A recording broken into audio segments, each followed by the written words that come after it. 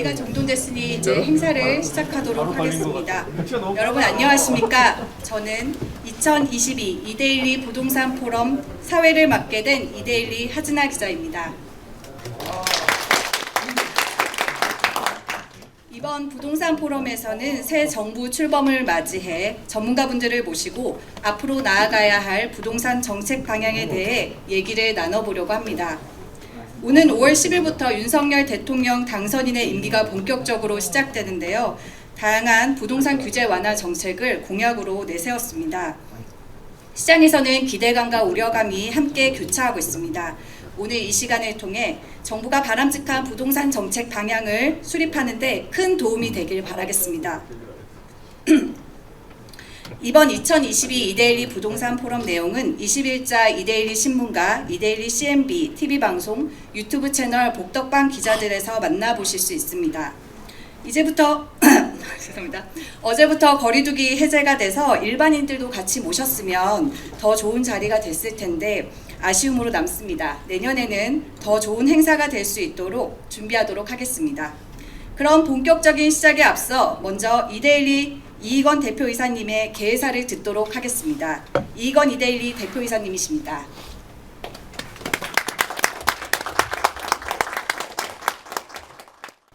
이 부동산 문제는 정말 어려운 문제인 것 같아요. 그래서 저희도 이제 사람들이 만나서 얘기하면서 부동산 문제를 그럼 도대체 어떻게 풀어야 되느냐. 그러면은 다 한마디씩은 하는데 그렇다고 그래가지고 그 솔루션이 곧바로 문제를 풀 수 있는 해결책이 되느냐. 그렇지 않다라는데 대부분 동의합니다. 그러니까 누적된 문제인 만큼 너무 정부가 서두르지 말고 침착하게 좀 길게 보고 풀 수 있는 그런 방안들이 나왔으면 어떻겠느냐.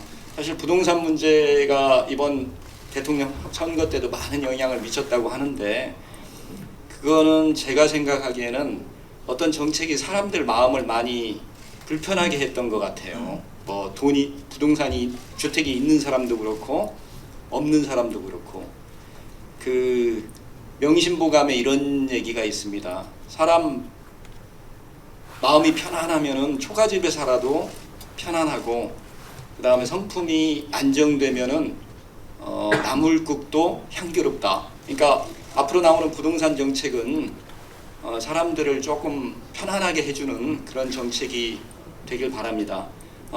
이게 그래도 명색이 부동산 포럼이니까 제가 준비된 원고를 여기 참여해 주신 분들한테 감사의 뜻도 전할 겸 간단히 읽겠습니다. 바쁘신 중에도 제9회 이데일리 부동산 포럼에 참석해 주신 여러분께 감사의 말씀을 드립니다. 이번 포럼에서 주제 발표를 맡아주신 김연아 전 의원님은 현역 때나 지금이나 부동산 문제를 해결하기 위해 불철주야 노력하고 계십니다. 새 정부의 핵심 과제 중 하나가 부동산 시장 안정입니다.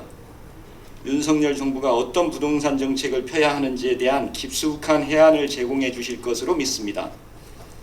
토론회 좌장을 맡아주신 서진형 교수님께서는 얼마 전까지 부동산 학회장을 맡아 국내 부동산 학계를 이끌어 오셨습니다. 전문가로서 다양한 경험과 식견을 가지고 계신 만큼 오늘 토론회를 훌륭하게 이끌어 주실 것으로 기대합니다. 축사를 맡아주신 김홍목 국토부 주거복지정책관님 그리고 토론자로 나서주시는 여러 전문가들께도 감사의 말씀을 드립니다. 최근 부동산 문제는 국민들의 초미의 관심사입니다. 지난번 대선에서 정권이 바뀐 가장 큰 이유 중 하나로 꼽을 수 있습니다. 저소득층에게는 양질의 임대주택이, 중산층에게는 적당한 가격의 분양주택이 필요합니다. 물론 고소득층을 위한 고급주택 역시 공급돼야 합니다. 하지만 아쉽게도 현 문재인 정부에서는 제대로 된 공급이 이루어지지 않았다고 합니다. 반면 과세와 규제를 통한 수요 억제책이 광범위하게 시행됐습니다. 그 결과 집값은 천정부지로 치솟고 부동산 세금이 크게 늘어 국민들의 부담이 커졌습니다. 차기 정부는 현 정부의 부동산 정책 실패를 반면교사로 삼아 국민들이 편하게 살 수 있는 환경을 마련해 주기를 바랍니다. 오늘 토론이 난제 중 난제인 부동산 문제를 해결하는 데 기여하게 되길 바랍니다. 다시 한번 포럼에 참석해 주신 내외빈 여러분께 감사의 말씀을 드립니다. 고맙습니다.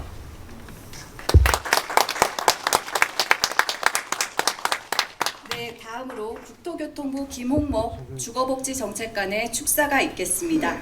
국토교통부 김홍목 주거복지정책관이십니다.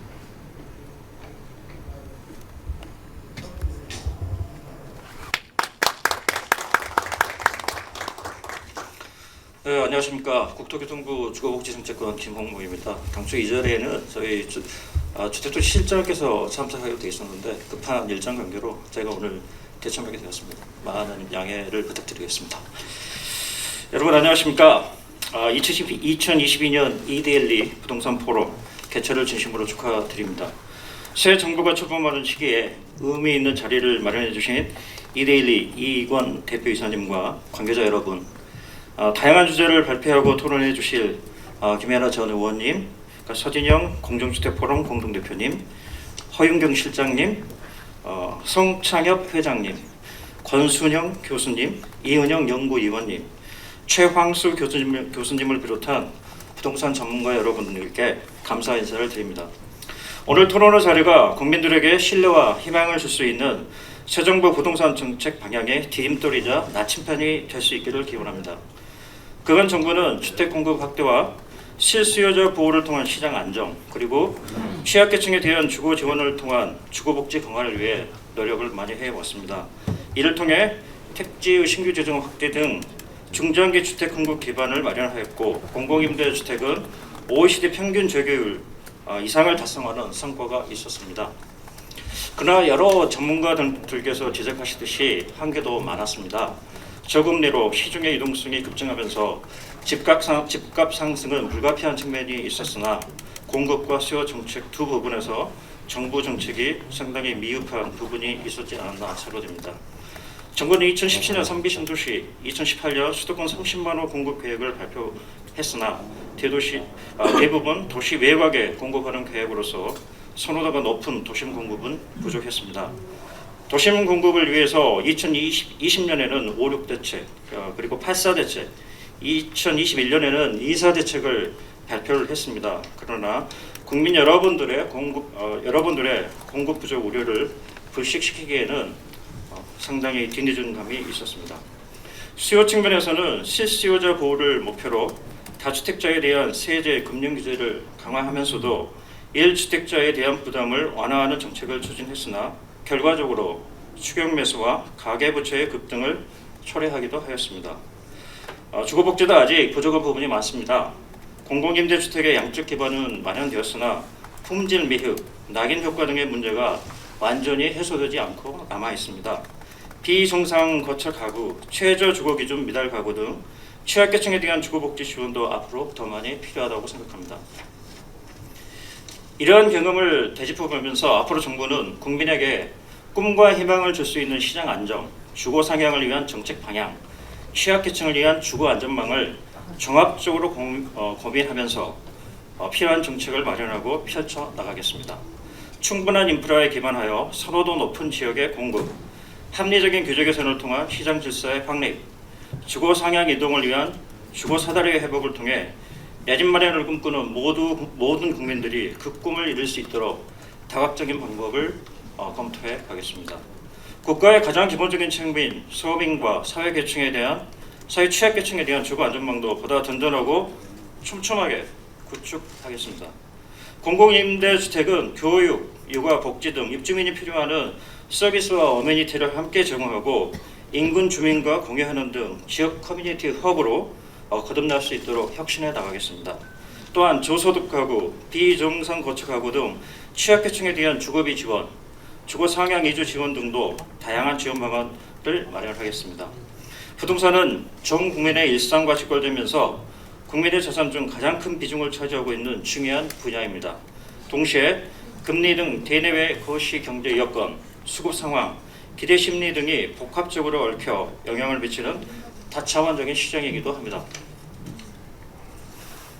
오늘 포럼에서 이야기가 될 부동산 시장의 다양한 측면, 국민들의 주거 안정을 위한 방향 등 종합적인 논의들을 참고해서 앞으로 정책으로 잘 실현해 나가도록 노력하겠습니다. 다시 한번 이데일리 부동산 포럼의 개최를 진심으로 축하드리며 함께 해주신 모든 분들의 건강과 행복을 기원합니다. 감사합니다. 네, 좋은 말씀 잘 들었습니다. 감사합니다. 그럼 이제 주제 발표를 시작해 보도록 하겠습니다. 전 국회의원이신 김연아 가천대 초빙 교수님이 윤석열 정부 부동산 정책 방향 어디로 가야 하나라는 주제로 발표해 주시겠습니다.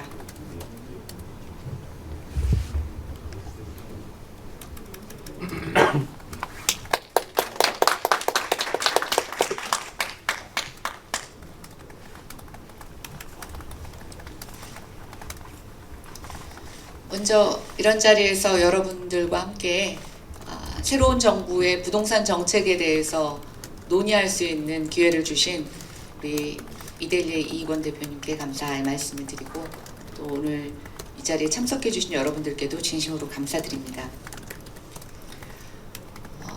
많은 사람들이 부동산 정책이 바뀌기를 바랬고 그 바람 때문에 저는 정권이 교체됐다고 생각이 됩니다. 그래서 제가 목차를 정하고 내용을 쭉 보면서 무슨 내용을 이야기하고 또 어떻게 결론 지어야 될까 고민을 많이 했는데 제가 내린 결론은 부동산 시장이라고 하는 숲 안에서의 이야기를 좀 잠시 멈추고 밖에서 부동산 시장을 좀 바라보자. 숲을 바라보는 느낌으로 부동산 시장을 좀 바라보자는 측면. 또 이제 부동산은 단순히 어떤 경제의 한 부분으로서의 부동산이 아니라 정치에서 굉장히 중요한 역할을 하게 되었습니다.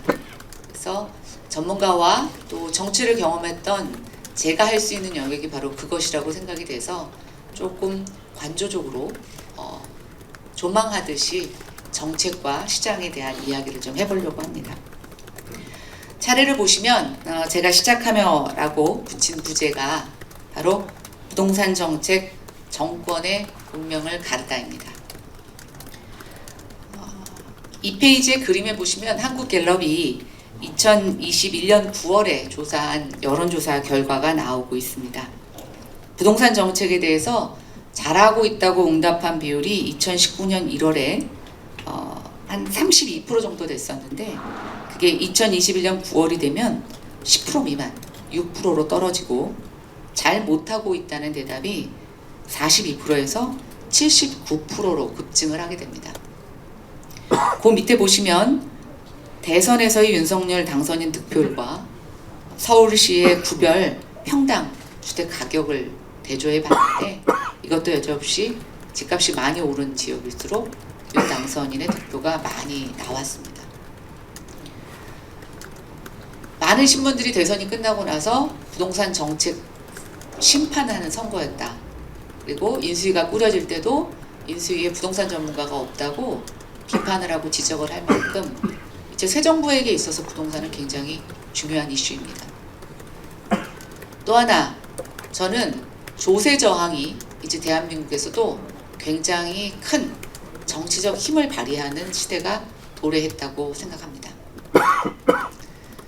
제가 박사학위 논문을 쓸 때 부동산 관련된 세금을 갖고 외국의 사례를 조사해서 적용해 본 논문을 썼습니다.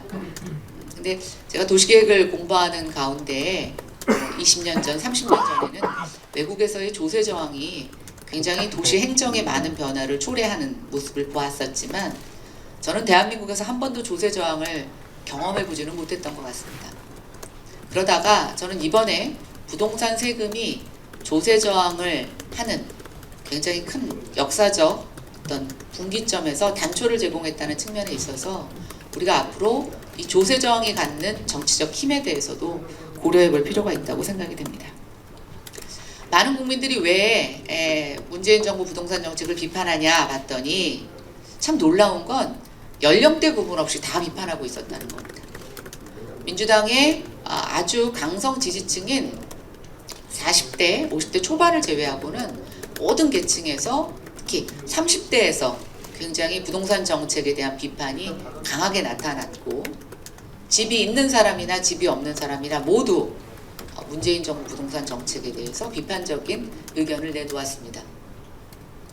표면적으로는 집값이 폭등해서 비판하고 있다고 얘기는 하지만 저는 그거는 드러난 이유일 뿐이라고 생각합니다. 왜냐? 집값이라고 하는 것은 표면적으로 집값, 그것을 의미하는 것이 아니라 집값에 따라 임대료, 거기에 따른 여러 가지 건보료, 또 사회적인 지위, 또 사회적인 계층에서의 어떤 디딤돌 역할, 또 근로 의욕도 굉장히 중요하죠. 옆에 직원과 내가 똑같았는데 3년 전에 집을 산 사람과 집을 사지 못한 내가 3년 뒤에 겪게 되는 자산의 양극화는 이제는 오도 가도 못하고 넘사벽이라는 말을 넘어서 어떠한 단어로도 설명할 수 없는 상황이 되어버렸습니다. 집이 있는 사람들도 마찬가지입니다. 자기가 노력해서 집값이 오른 게 아닌데 어느 날 자고 일어났더니 계속 세금이 오르는 거죠. 집값은 아마 지금 많이 올랐기 때문에 많은 국민들이 불만을 토로하고 있지만 앞으로 집값이 떨어져도 굉장히 많은 불만의 요소가 될 겁니다. 집값이 떨어지면 대출금이 집값보다 더 높아지는 최악의 상황이 벌어질 수도 있고, 또 집값이 떨어지면 거래가 되지 않아서 이사를 할 수 없는 어려움도 있을 수 있을 것 같아서 항상 집값은 오르든지 떨어지든지 급격한 변동을 할 때 그것에 의한 민심이 요동치는 그런 소재라고 할 수가 있겠습니다. 두 번째는 문재인 정부에서 가장 크게 패착으로 드러난 것이 공공에 대한 신뢰를 무너뜨렸다는 겁니다. 대장동 사태, LH 사태 두 가지 다 과거에는 공공이 하면 굉장히 국민들에게 이롭고 저렴하다고 생각을 했었죠. 그리고 민간이 하면 가격이 비싸고 기업이 폭리를 취한다라고 하는 그런 이분법적인 시각이 우리 안에 다 잠재되어 있습니다. 그런데 대장동 사태와 LH 사태는 공공이 이렇게 한다는 말이야. 국민들은 이렇게 부동산으로 어려운데 공공기관에 있는 직원들이 이런 식으로 투기를 해? 대장동에서 이런 많은 이익을 남겨? 이렇게 불신이 커지는 가운데 문재인 정부가 마지막으로 쏟아내놓은 공급정책은 사실은 공공주도의 공급정책 일색이었습니다. 그러다 보니까 국민들은 분노하고 신뢰할 수 없게 되었다고 저는 생각합니다. 그럼 어쨌든 이렇게 정권의 운명을 달리할 수 있을 만한 놀라운 파괴력을 가진 부동산 정책, 새 정부에서는 이걸 어떻게 해야 되는가 우리 다 고민을 해야 되겠죠. 무엇이 문제인가라는 두 번째 장에서 저는 가장 큰 문제는 정부와 정책에 대한 불신입니다. 아까 대장동 사태나 LH 사태가 더 불을 붙이기는 했지만 시장에서 왜 영끌이라는 단어가 나왔겠습니까? 아무리 정부가 가격이 오르지 않을 거라고 앞으로 잘할 거라고 얘기했지만 젊은 층들은 영혼을 끌어모아서까지 집을 사야 되는 절박한 상황으로 몰리게 됩니다. 정부 정책을 믿지 않고 정책의 효과를 믿지 않을 겁니다. 이렇게 패닉 상태인 시장과 그걸 계속 정책으로 무마하려고 하는 정부의 어떤 대결 속에서 정말 피해를 본 건 내 집 마련이 요원한 서민들과 또 하나는 부동산 시장의 생태계가 붕괴했다는 점입니다. 생태계라고 하는 것은 하나의 질서입니다. 그리고 예측 가능성을 부여하는 겁니다. 약자든 강자든 어떤 정해진 질서에 의해서 움직일 때는 다음이 있고 회피할 수 있습니다. 그런데 이 질서가 무너지고 나면 약은 사람만이, 기회주의자만이 살아남을 수 있게 되고, 이 생태계의 질서는 전반적인, 아까 제가 부동산 시장을 숲이라고 말씀을 드렸는데 숲 자체를 무너뜨리는 결과를 초래하게 됩니다. 그래서 어쨌든 이 생태계를 회복하고 정책의 신뢰를 회복하는 일이 가장 급선무라고 보여지는데요. 문제는 제가 좀 걱정하는 게 너무 새 정부에 대한 기대가 크다는 겁니다. 그거는 이전 정부에 대한 실망이 주는 기저효과일 수도 있지만 원래 기대가 크면 실망이 크고 기대가 크면 사람들이 조바심을 내기 시작합니다. 아마 윤석열 정부가 가장 고민인 건 이 초반에 어떻게 사람들에게 뭔가 희망을 주고 기대감을 계속 유지시켜서 정책에 대한 신뢰를 끌고 갈 수 있을까가 가장 큰 고민일 겁니다. 가장 어렵기도 하고요. 근데 기대는 큰데 정작 법을 바꿀 수 있는 입법 여건은 최악입니다. 172석이라고 하는 앞으로 야당이 될 민주당. 그동안도 쉽지 않았지만 저는 앞으로 남은 2년도 쉽지 않을 거라고 생각이 됩니다. 기대는 큰데 입법 여건은 최악이라는 상황이죠. 근데 이때도 방법은 있습니다. 방법이 뭐냐? 그럼에도 불구하고 앞으로 야당이 될 민주당의 정책 실패 요인이 지난 5년에 있었으니 그래도 좀 믿고 더디어도 기다려달라고 하는 신뢰만 얻을 수 있다면 저는 이 거대 야당의 저항도 결국 수그러질 거라고 보고 있습니다. 왜냐하면 그들도 2년 뒤에는 선거를 해야 되기 때문입니다. 제가 민주당의 정책 실패를 20대 국회에서 가장 비판했던 사람 중에 한 사람입니다. 근데 민주당이 정책적인 기조를 변화하는 순간이 있습니다. 선거를 앞두고 그렇습니다. 20대 총선에도 좀 그랬고 작년에 재보궐선거 때도 그랬고 올해 대선 때도 그랬습니다.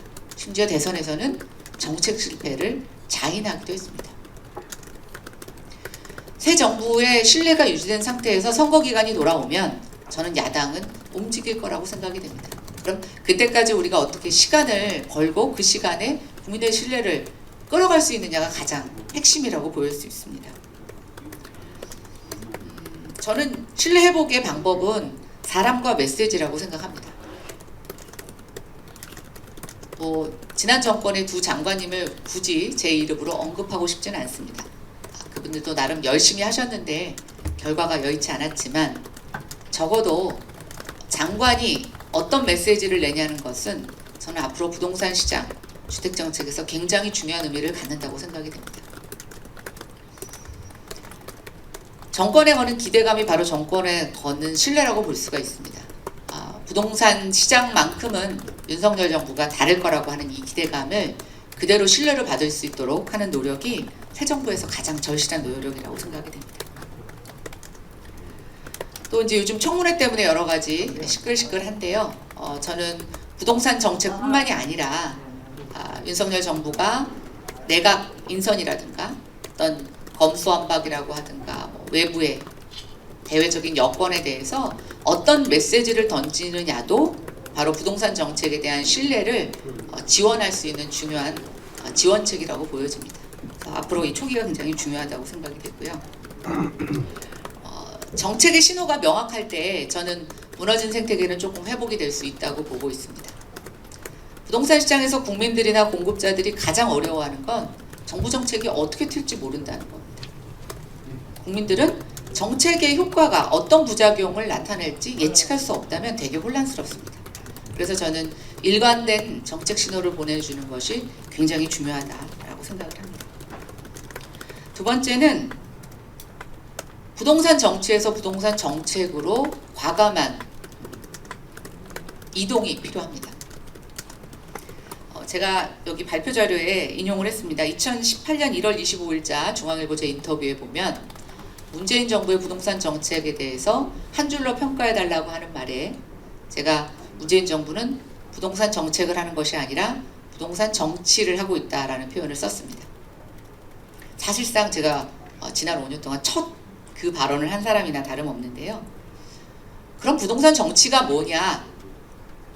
원래 정치는 분열과 갈등이 있는 곳에 들어가서 그것을 봉합하고 해결하는 게 정치입니다.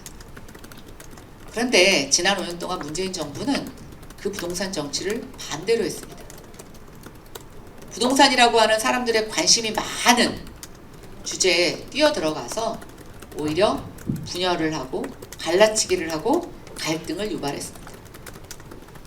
집을 가진 자와 못 가진 자, 한 채 가진 자와 여러 가진 자, 비싼 집을 가진 자, 우리가 일일이 열거할 수 없을 만큼 부동산 시장 내에서 엄청난 갈라치기가 있었고 이 갈등이 5년 내내 부동산 시장을 정치의 회오리 바람으로 끌어들이게 되었습니다. 또 하나는 정책의 의도를 선을 긋고 그 의도의 도덕적 우월성을 독점했다는 것입니다. 세상에 어떤 정부가 부동산 가격이 불안한 것을 의도하고 그것을 정책 목표로 삼겠습니까? 조세 정의를 실현하자는 말에도 저는 아무도 대의명분에 이의를 달 사람은 없습니다. 그런데 중요한 건 좋은 의도가 꼭 좋은 결과로 이어지는 것은 아닙니다. 그래서 우리가 의도는 모두 다 동일한 의도를 갖고 있고 목표를 갖고 있지만 효과를 위해서, 부작용을 줄이기 위해서 방법을 선택하는 것입니다. 그런데 지난 5년 동안 문재인 정부는 그 의도의 선함, 정책의 의도가 갖고 있는 그 선함을 자신들이 민주화 운동으로 획득한 도덕적 우위라는 것을 갖고 똑같이 정책에서도 독점하기 시작을 했습니다. 저는 이것을 버리는 일이 부동산 정책에서 가장 시급한 일이라고 생각이 됩니다. 이제는 정책의 의도의 선악이 문제가 아니라 정책의 효과가 국민들의 삶에 어떠한 영향을 미치는가를 갖고 우리가 논의를 하고 경쟁을 해야 됩니다.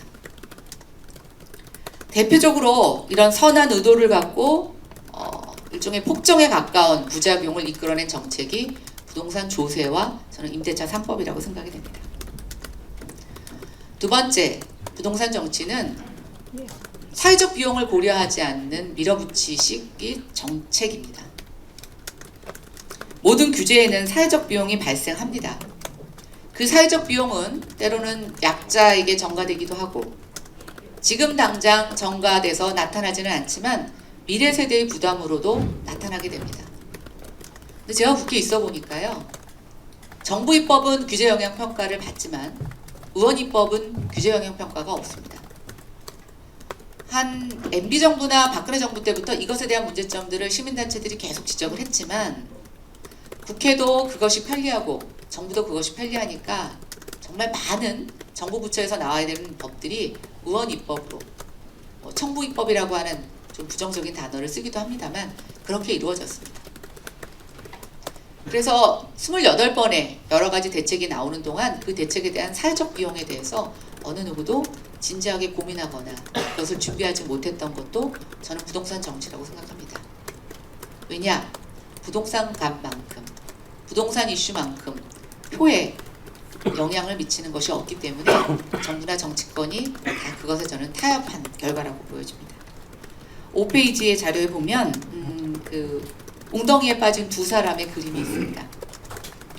비가 올 때 키 큰 사람이 비를 먼저 맞지만 키 작은 사람은 그것을 비웃다가 먼저 물에 잠긴다라고 하는 그림입니다. 정확히 출처를 제가 찾지는 못하겠습니다만 인터넷에서 떠돌아다니는 그림을 제가 가져와서 캡처해서 갖고 있던 걸 오늘 올렸습니다.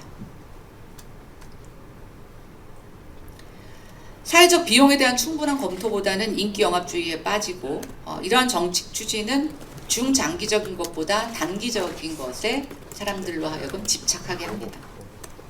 정책이 바로 선거에 영향을 미치다 보니까 선거 상황에 맞춰서 정책을 또 자주 바꾸고 바꿀 의향이 있는 것처럼 비치게 되죠. 악순환입니다. 이 악순환의 시작이 어디에서부터 시작되는지 모르겠지만 어느 순간 부동산과 선거와 정치는 계속 이런 악순환의 고리에 빠져 있습니다. 부동산 정치에서 부동산 정책으로 가는 길, 저는 이제 정책이 갈등과 분열을 조장하는 것이 아니라 의도만을 강조하는 것이 아니라 규제의 사회적 비용을 무시하는 것이 아니라 결과와 사회적 비용을 고려한 이러한 정책으로 옮겨가는 것. 그래서 부동산 정치는 종식되어야 된다고 생각합니다. 제가 비례대표 끝나고 지금 지역에서 정치를 하고 있습니다. 지역 현장에 가보니까 저는 이런 부동산 정치가 너무나 더 많이 눈에 보이고 또 현실로 부딪히고 있는데 대표적인 부동산 정치의 한 단면이 교통시설입니다. 대표적인 예로 철도 노선과 역 개설의 정치학이라고 하는 것은 책을 한 권 쓸 정도입니다. 보통 교통 노선은 교통 전문가들이 최적의 시뮬레이션을 내는 방법이 있습니다. 거의 과학에 가까운데요. 그걸 방법을 갖고 뭐 지형적인 것, 그다음에 경제적인 비용 이런 걸 갖고 최적의 노선을 뽑습니다. 근데 그건 그냥 논의의 첫 테이블일 뿐입니다. 그때서부터 민원이 많은 지역, 힘센 정치인이 있는 지역으로 노선이 마구마구 휩니다. 역개설은 더할 나위도 없습니다. 물론 정치라는 것이 과학으로 설명할 수 없는 부분들을 커버해야 되는 부분들이 있습니다. 그러나 정부가 투자하는 교통시설은 국민의 세금입니다. 이 세금의 효율성을 중시하는 것보다 그런 정치적인 고려가 먼저 반영이 된다면 그 결과는 어떻겠습니까? 그렇게 정치적인 고려에 의한 노선으로 채워진 교통시설은 이런 부작용을 겪습니다. 꼬불꼬불 다니다 보니까 굉장히 운행시간이 깁니다. 사람들이 느리니까 안 탑니다. 안 타니까 운영에 적자가 발생을 합니다. 그리고 안 타니까 배차 간격을 점점 더 늘립니다. 그럼 다시 시민들은 불편해합니다. 그래서 다른 노선을 만들어 달라고 또 합니다. 정말 이거야말로 박순환입니다.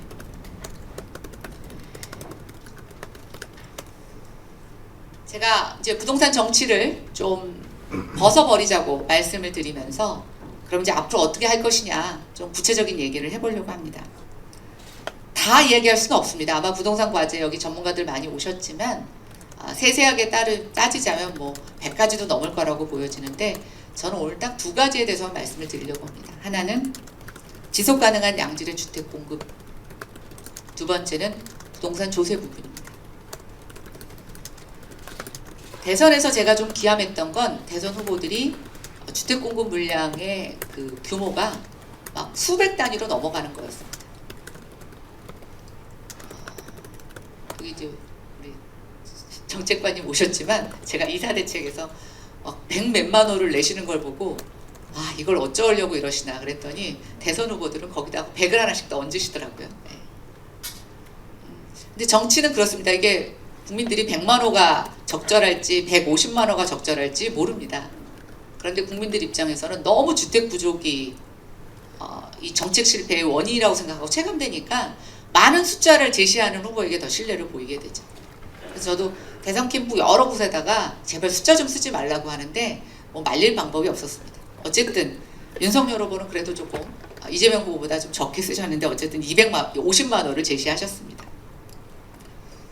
저는 뭐 양 충분하다고 생각합니다. 지나치게 충분합니다. 그런데 정치인들이 거는 주택 공급 목표는 내용적으로 보면 이게 부지 확보 기준인지 허가 기준인지 완공 기준인지 알 수 없습니다. 분명한 건 임기 내에 다 할 수 없습니다. 그리고 저는 임기 내에 다 하지 않는 것이 더 바람직하다고 보고 있습니다. 그렇다면 국민을 속이는 것이냐 약속을 어기는 것이냐 그렇지 않습니다. 저는 이 250만 호의 숫자가 굉장히 의미가 있다고 봅니다. 집을 250만 호 짓는 게 아니고요. 250만 가구의 주택 문제를 해결하면 되는 겁니다. 때로는 신축으로 짓고 때로는 기존 주택의 거래 물량이 많이 나오게 하고 또 때로는 전월세 문제를 해결해주고 공공임대주택에서의 주택 바우처를 늘리고 이런 식으로 해서 저는 250만 가구에 대한 주거 문제 해결하는 목표책으로 세운다면 결코 이 250만 원은 과장된 숫자도 아닙니다. 다만 이런 재고주택과 신규주택 또 주거복지 부분으로 우리가 나눠서 하면서 제가 각각의 좀 항목을 말씀을 드리자면 저는 일단 청약에 대해서 좀 말씀을 드리겠습니다. 저는 연구원에 있을 때 청약제도를 정말 많이 연구한 연구자 중에 한 사람입니다. 근데 이제 청약은 뭐 대한민국 국민이면 청약통장이 없는 사람이 없을 만큼 모든 사람들의 어떤 디폴트 조건이 되어버렸습니다. 근데 원래 적게 가지고 있을 때는 희소성이 있는데 남이 다 갖고 갖게 되면 희소성이 없습니다. 즉 뭐냐? 갖고는 있는데 이 통장으로 언제 집을 살지 너무 요원해진 거죠. 저는 청약 대기자 리스트 만들어야 된다고 생각합니다. 그래서 정부가 여기다 집을 짓는다고 했다가 나 그럼 여기 집 분양받아야지 그랬다가 더 좋은 목에다 또 집을 짓는다고 하면은 내 청약 수요가 여기서 여기로 막 옮겨가는 이런 변덕을 계속 부리게 하면 저는 정부 정책이 절대로 지속 가능하게 이루어질 수 없다고 생각이 됩니다. 그래서 지금 한 250만 원, 얼마나 많은 택지에 주택을 공급하겠다고 발표를 하셨습니까? 대충의 타임 스케줄과 분양 가격, 단지 조성 상태를 공표를 하고 수요자들이 자기에게 맞는 지역을 신청해서 기다릴 수 있게 하는 청약 대기자 리스트 저는 반드시 만들어야 된다고 생각합니다. 두 번째는 기존 주택에서 거래 물량이 좀 증가하게 하는 방법이 있습니다. 지금 많은 사람들이 다주택자 양도세 감면을 이 대안으로 제시를 하고 있습니다. 좋습니다. 뭐 필요합니다. 그런데 다주택자 양도세 감면을 하는 것이 지금 갖고 있는 사람이 팔게만 하는 조건으로 영향을 미친다면 저는 지금 굉장히 침체가 빨리 오고 있는 지방에 계속 매물이 쏟아지고 가격이 떨어지는 부작용하고 함께 올 거라고 생각이 됩니다.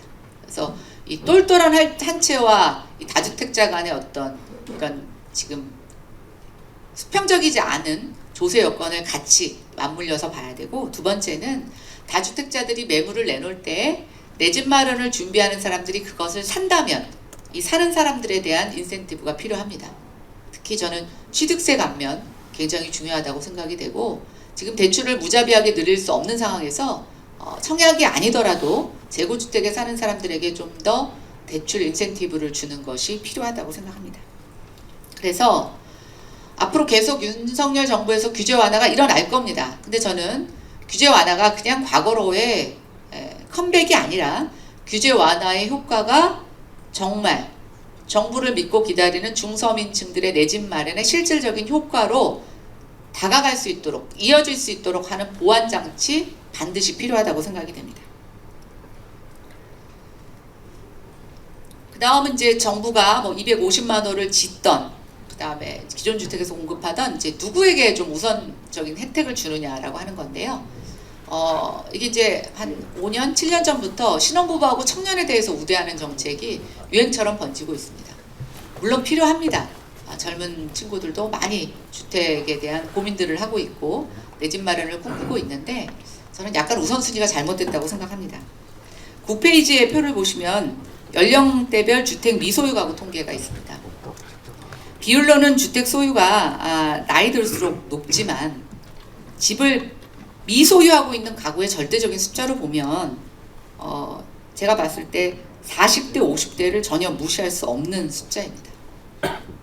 그러니까 주택 보유 비율을 감안하고 가지지 못한 수를 봤을 때 30대는 집을 가진 수가 워낙 적으니까 미소유가 많을 수밖에 없는데 40대 이상은 주택 보유 비율이 다른 연령보다 높은데도 거의 30대와 동일하게 주택을 갖지 못한 가구가 있다라고 하면 저는 누가 더 힘들겠습니까?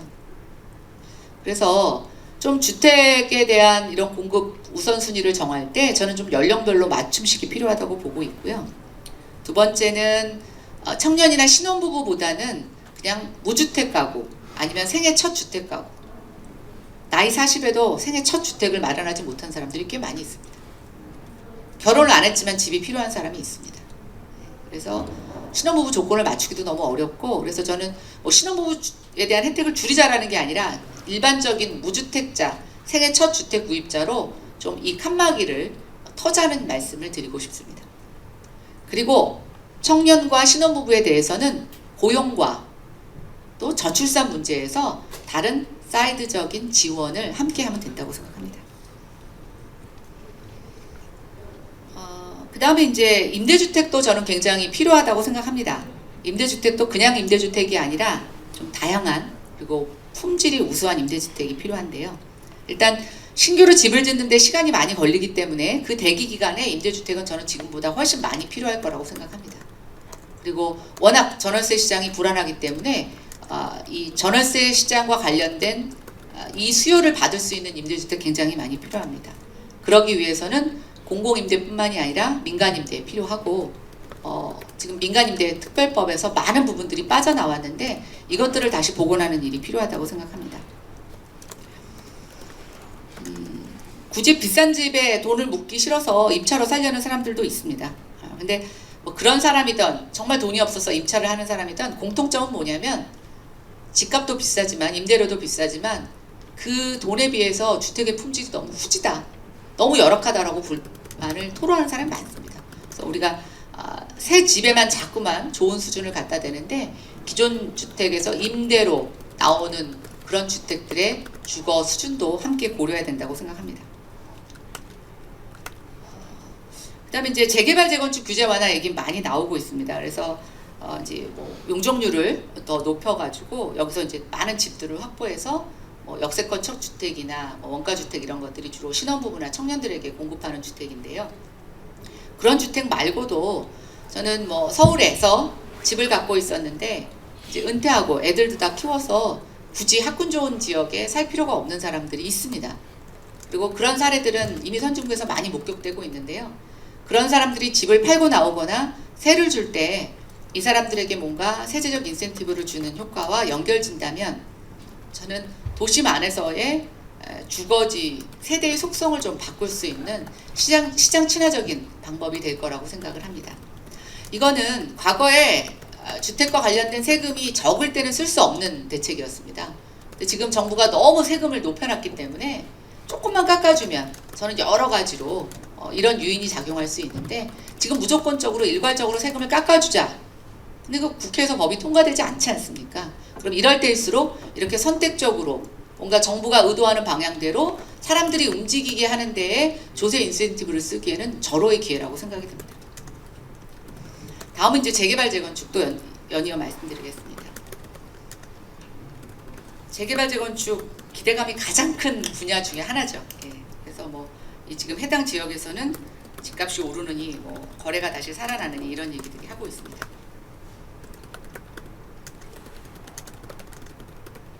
근데 정부로서도 30년 이상이 된 집이 늘어나는 거에 대한 고민도 있고요. 또 하나는 사람들이 원하는 도심에 주택을 공급할 수 있는 방법이라는 게 재개발 재건축밖에 없기 때문에 이제 사실은 여기에 다 관심이 모아지는 겁니다.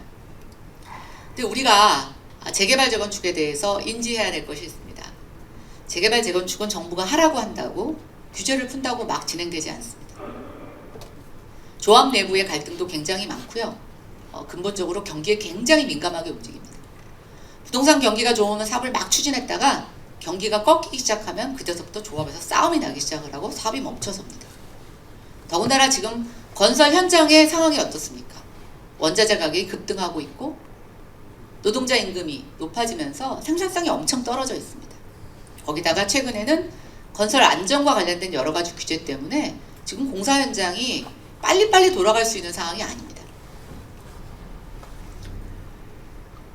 또 재개발 재건축이 일시에 시행이 되면 이제 이주 수요가 발생을 하면서 주변의 전월세난을 이제 더 가속화시키죠.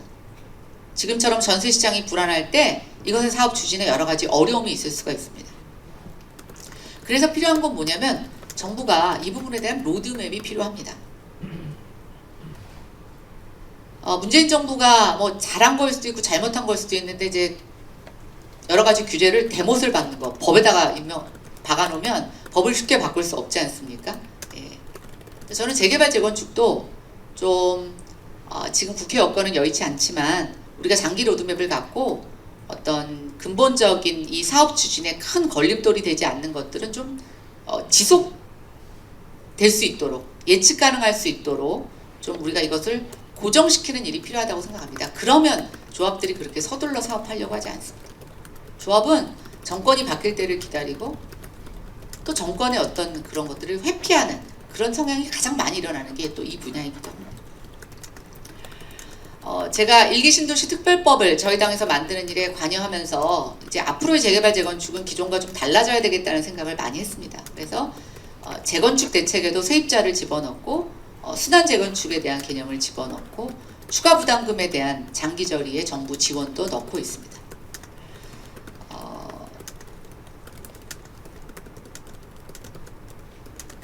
재개발 재건축을 이제 우리가 막 고민을 하는데 제가 같이 또 고민해야 될 일을 한 가지 말씀드리고 싶습니다.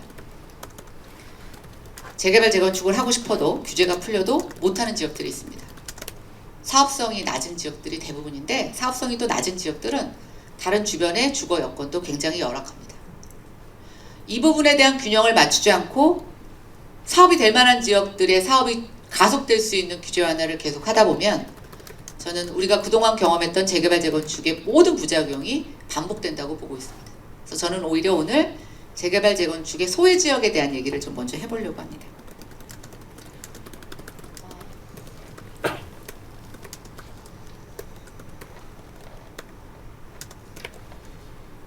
재개발 재건축 사업에서 이제 소외되는 지역들은 대부분 도로나 교통망, 공공시설, 뭐 주차장, 보육시설, 공원, 보도환경 뭐 이런 것들에다가 치안 방법 이런 것들이 열악한 지역들이 대부분입니다.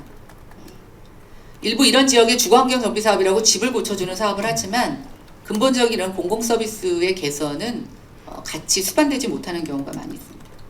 우리가 정주환경 그러는데 이런 지역일수록 정부가 정주환경에 대한 고민을 해주어야 합니다.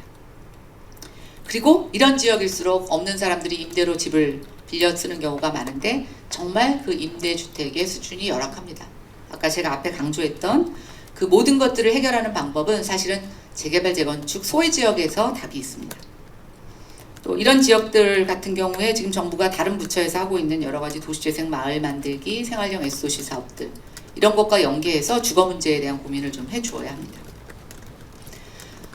윤석열 정부 인수위에도 지역균형 개발 특위가 있습니다. 위원장 직속으로. 근데 우리가 보통 지역균형 개발이라고 하면 막 큰 인프라 시설 뭐 이런 것들만 생각하는데 저는 지역균형 개발에서 우리가 꼭 포함시켜야 되는 게 바로 이런 주택과 주거 문제라고 생각합니다. 그래서 이것은 꼭 지역균형 개발 특위에서도 좀 담당해 주었으면 좋겠습니다. 12페이지에 제가 박스에다가 그 어떤 사례를 하나 넣었습니다. 제가 교육위에 2년 있었는데 그 서울을 제외한 나머지 시도에서 보면은 아이들이 통학할 때 통학버스가 꼭 있어야 되는 지역들이 너무 많더라고요. 근데 그 통학의 거리가요, 여기 어떤 데는 평균 50km 이상인 학교들도 있습니다. 자료는 자세한 자료는 박스를 보시면 되고 이렇게 아이들이 학교를 다니기가 어려운데 어떻게 우리가 젊은 사람들 보고 지방에 내려가서 살라고 할 수가 있겠습니까? 저는 이런 문제 차원에서 좀 재개발 재건축 소외 지역에 대한 논의가 이루어졌으면 좋겠다는 생각이 들고요. 그 다음에 이제 재개발 재건축을 할 때 다시 돌아와서 도시 정책적 검토를 부탁드립니다. 1기 신도시는 서울의 재개발 재건축과 같은 방향으로 진행될 수 없습니다. 여건이 다릅니다. 서울시에 많은 노하우가 전수되어야 하는 것은 분명하지만 서울의 노하우를 그대로 이쪽 지역에 적용해서는 안 됩니다. 그래서 서울 중심의 재개발 재건축 정책 저는 조금 시야를 넓히고 전환과 포용 확대가 필요하다고 생각합니다. 공공임대주택에 대한 얘기가 좀 요즘 많이 안 나오고 있죠. 워낙 지금 민간 부분에 대한 얘기가 많이 나오다 보니까 공공임대주택에 대한 얘기가 상대적으로 적게 소개되고 있는데 저는 이제 지난 정부들 어느 정부 할 거 없이 공공임대주택의 양적 확보를 위해서 노력을 해왔습니다. 2025년이면 지금 주택 재고, 임대주택의 전체 주택 대비 재고율을 10%로 목표를 하고 있는데 이제 양적으로는 어느 정도 진전이 있는 것 같습니다. 근데 문제는 질의 문제입니다. 공공임대주택 새로 짓는 것들은 괜찮지만 예전에 지은 것들은 주거환경 굉장히 열악하고요. 그 안에 사는 사람들의 수평적인 균형, 형평성 따져보면 항상 문제가 있습니다. 국감 때마다 단골로 등장하는 것이 공공임대주택에 사는데 외제차를 몰고 사는 사람, 다니는 사람들. 이런 우리가 미처 보지 못하는 여러 가지 불균형의 문제가 있습니다. 근데 제가 국감을 해보면 10년 전 국감에서도 그랬었고 제가 있었을 때도 그랬습니다. 왜 이게 개선이 안 될까요? 티는 안 나는데 이 사람들을 내쫓고 다시 재배치하는 데는 엄청난 행정비용이 들어갑니다. 아마 국토부 국정과제에 이 형평성을 조율했다고 해서 높은 점수를 주는 장관은 없었을 거예요. 아무도 그만큼 열심히 안 합니다. 근데 저는 이제는 이런 거 좀 해야 된다고 생각합니다. 그래서 공공임대주택에도 역시 민간주택처럼 대기자 리스트 있어야 되고요. 비슷한 여건에 있는 사람들이면 좀 균등한 지원을 받아야 된다고 생각을 합니다. 또 낡은 임대주택 리모델링 재건축에 대한 고민 일반 민간주택과 아울러서 같이 해야 된다고 생각합니다. 제가 좀 시간을 많이 쓰는 것 같습니다. 네. 다음은 이제 부동산 세금의 정상화입니다. 조세의 역할과 기능에 대한 근본적인 검토 필요하다고 생각합니다. 저는 세금은 세금이지 세금은 벌금이 아니라고 생각합니다. 그러나 지난 5년 동안 부동산 세금은 징벌적이라고 하는 수사어가 붙을 만큼 세금의 역할을 했습니다. 똑같이 10억의 자산을 갖고 있는데 한 채 10억인 사람과 세 채 10억인 사람의 세금이 다르고요. 주택을 갖고 있을 때와 아파트를 갖고 있을 때와 상가를 갖고 있을 때 똑같은 가액이지만 세금이 다릅니다. 금융자산과의 형평성에서 봤을 때 똑같은 수익을 내도 한쪽에서는 아직까지 세금 안 내고 있죠. 주택은 뭐 거의 50%, 60%, 70%의 세금을 내기도 합니다. 이것이 과연 조세 정의냐 하는 것입니다. 어떤 측면에서 보면 많이 벌었으니까 많이 내야지. 근데 그런 측면이 아니라 조세의 원래의 기능으로 보면 이건 공정하지 않습니다. 왜냐? 조세의 벌금적 성격을 포함해서 같이 혼용하고 있기 때문입니다. 제가 강조하고 싶은 건 이 부분을 구분해야 된다는 겁니다. 두 번째는 일시적 감면이냐 근본적인 완화이냐 논란이 뜨겁습니다만 일시적인 것은 어쩔 수 없을 때 해야 되는 겁니다. 경기가 급격하게 안 좋을 때 아니면 국회 상황이 정부가 야당의 벽을 넘지 못할 때 지금 두 개가 다 비슷하게 다가오고 있습니다만 어쨌든 일시감면은 짧게 반복되지 않는 범위 내에서 해야 되고 좀 시간이 걸리더라도 근본적인 개선을 해 나갈 필요가 있습니다. 그러나 지금 국회 상황으로 보면 부동산 조세는 시행령, 시행규칙을 변경하는 것 외에 법을 규정하고 있는 것은 일시적 감면으로 흐를 가능성이 높다라고 보고 있습니다. 마지막입니다. 제가 부동산 정치가 이제 종식되어야 된다고 얘기를 했습니다. 그런데 저는 새로운 정치의 역할에 대해서 강조하고 싶습니다. 아까 말씀드린 것처럼 정치는 갈등과 분열이 있는 곳에 뛰어들어가 그 문제를 해결하는 게 정치입니다. 분열의 정치를 반성한다면 이제의 정치는 해결과 통합의 정치로 가야 됩니다. 국회에서의 어떤 정치적 역할, 저는 지금이 국민에게 보여주어야 할 절호의 기회라고 생각이 듭니다. 민주당도 대선 과정에서 또 재보궐 과정에서 자신들의 정책 실패를 인정한 지금 타이밍이 저는 절호의 기회라고 보고 있고요.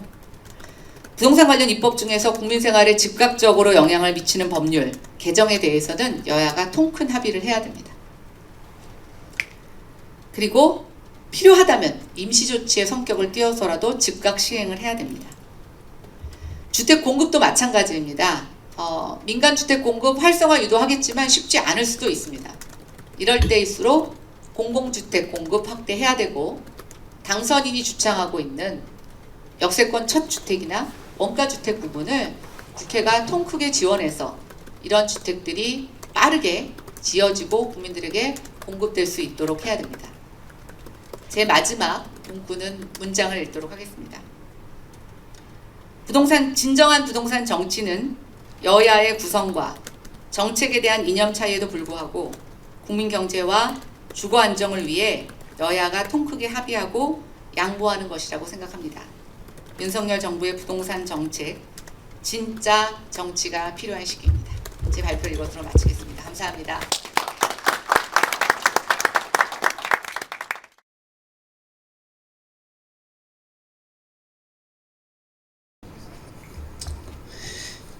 예, 오늘 그 2부 이 포럼 토론 자장을 맡은 서진형 교수이고요.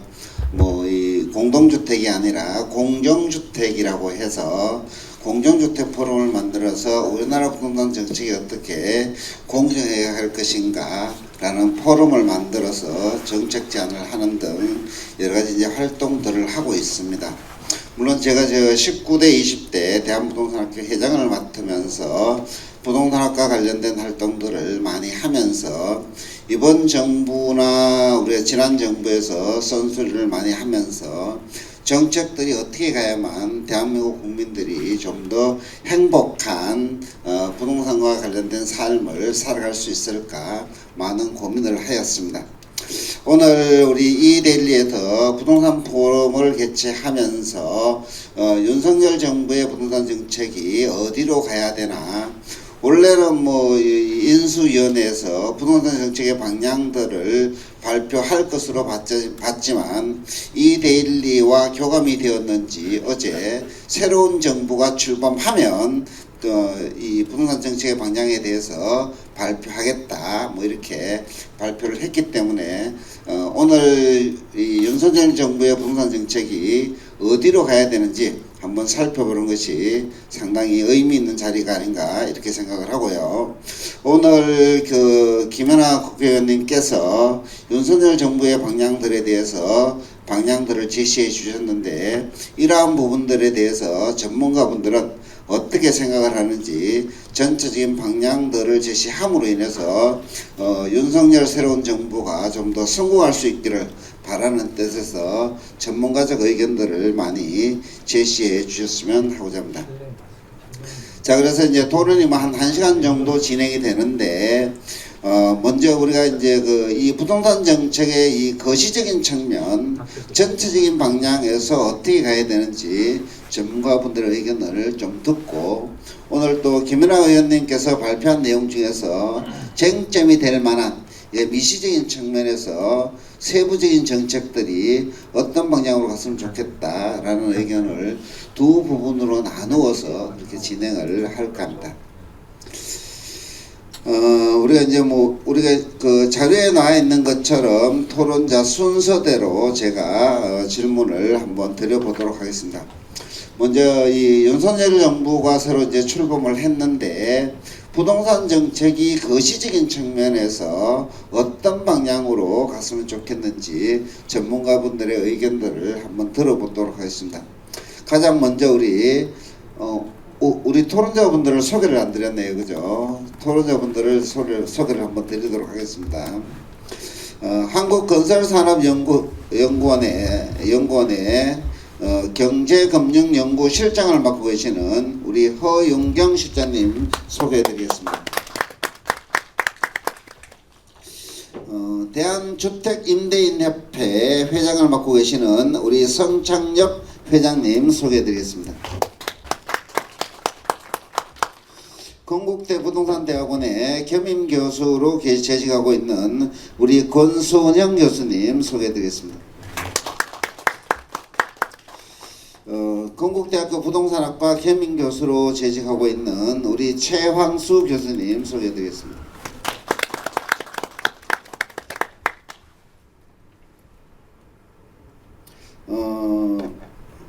우리 경제적인 실천연합이 아니고 그죠?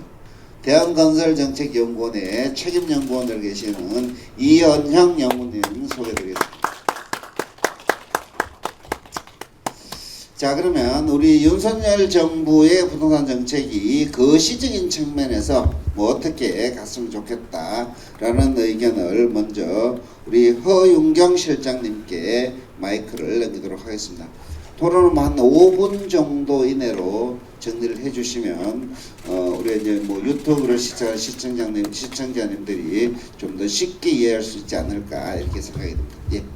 교수님 두 바퀴를 도시겠다는 말씀이신가요? 첫 번째 얘기하고 그 다음에 한 번 더 하는 건가요? 아니면 말씀하신 두 가지에 대해서 한 번에 다 얘기하는 건가요?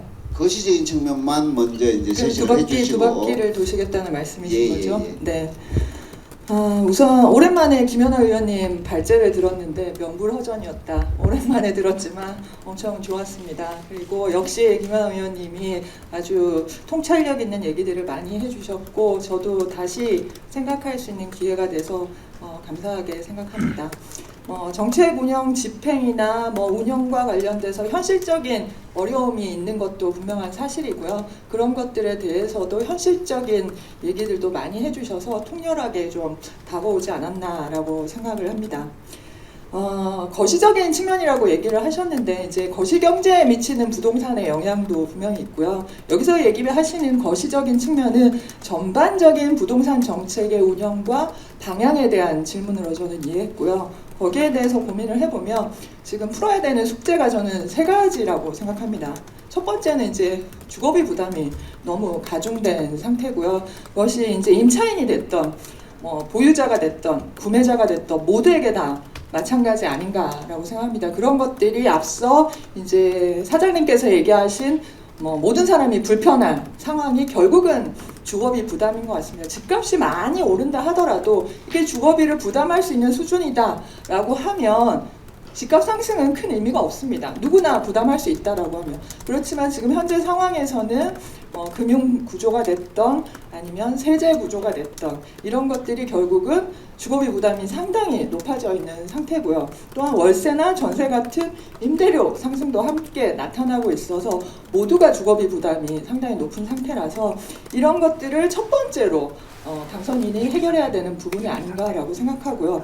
그 안에서도 우선순위는 결국은 서민이나 저소득층, 어려우신 주거 취약계층의 어려움을 먼저 해결해야 되지 않나라고 생각합니다. 그렇게 보면 올해 이제 서울을 중심으로 해서 입주 물량이 결코 많은 상황이 아닙니다. 그렇게 보면 이제 임대료 불안 문제가 하반기에 본격화될 가능성이 있고, 그렇게 보면 우리가 이제 규제 완화 이런 것들에 앞서서 오히려 주거비 부담 문제를 우리가 첫 번째 국정 과제로 저는 다뤄야 된다라고 생각합니다.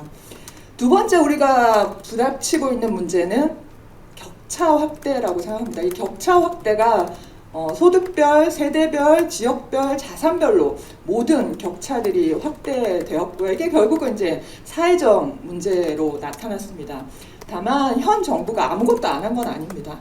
이것이 이제 세제 강화라는 형태로 윗부분을 누르면서 격차를 줄여보려고 했습니다. 근데 위를 누르니까 오히려 부작용이 더 많이 나타났죠. 의도와 다르게 부작용이 많이 나타났습니다.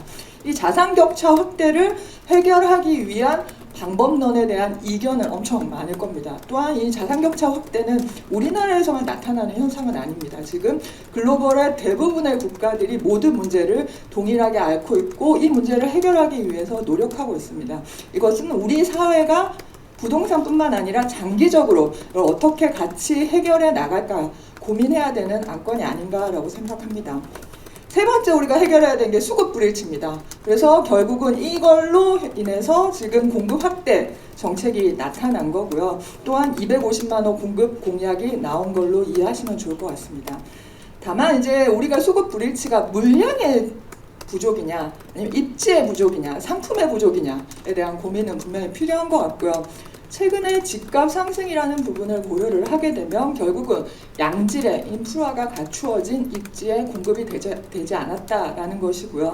그건 결국은 우리가 흔히들 얘기하는 서울에 결국은 공급이 부족했던 거고 2000년대 초반 대비해서 최근에 지금 서울의 아파트 공급 물량은 절반 수준밖에 되지 않습니다. 그렇게 보면 서울 안에서 우리가 어떻게 수요자들이 원하는 양질의 공급을 할 것이냐 이게 가장 중요한 이슈인 것 같습니다. 그렇게 보면 앞서 말씀드린 대로 우리가 큰 방향성은 결국은 주거비 부담 완화, 격차 확대, 그리고 수급 불일치 해결 이 세 가지를 큰 우리가 해결해야 되는 목표로 가지고 가야 되지 않을까라고 생각합니다. 이상입니다. 예, 감사합니다. 그럼 두 번째는 우리 대한주택임대인협회 회장을 맡고 있는 성창엽 회장님께서 부동산 정책이 어떤 방향으로 큰 그림을 그려야 될지 코멘트해 주시기 바랍니다. 네, 안녕하십니까. 대한주택임대인협회 회장 성창엽입니다. 우선 제일 큰 지난 5년간 부동산 정책의 제일 가장 큰 문제점은 주택 매매 시장, 특히나 아파트 시장에 매몰됐다는 점입니다. 부동산 시장은 주택 매매 시장뿐만 아니라 그를 상회하는 그에 못지않은 임대차 시장도 함께 공존하고 톱니바퀴처럼 맞물려 들어가고 있습니다. 근데 이런 임대 시장에 대한 정책은 전무했다시피 했던 것이 지난 5년간의 현실입니다. 그 결과 결국에는 주택가격 폭등에 이어서 임대가격 상승까지, 상승이 아니라 이제는 폭등이죠. 전월세 가격의 폭등까지 일어나게 돼서 서민들은 그야말로 살 수도 빌릴 수도 없는 주거 상실의 시대에 살게 됐습니다. 그다음에 이런 정책들, 특히나 입법을 통한 정책들, 부동산 정책들을 마련함에 있어서 이 부동산 시장을 확실하게 구분을 좀 지어서 주택 매매 시장뿐만 아니라 주택 임대차 시장의 정상화를 위한 이런 정책들을 수립해야 된다고 봅니다.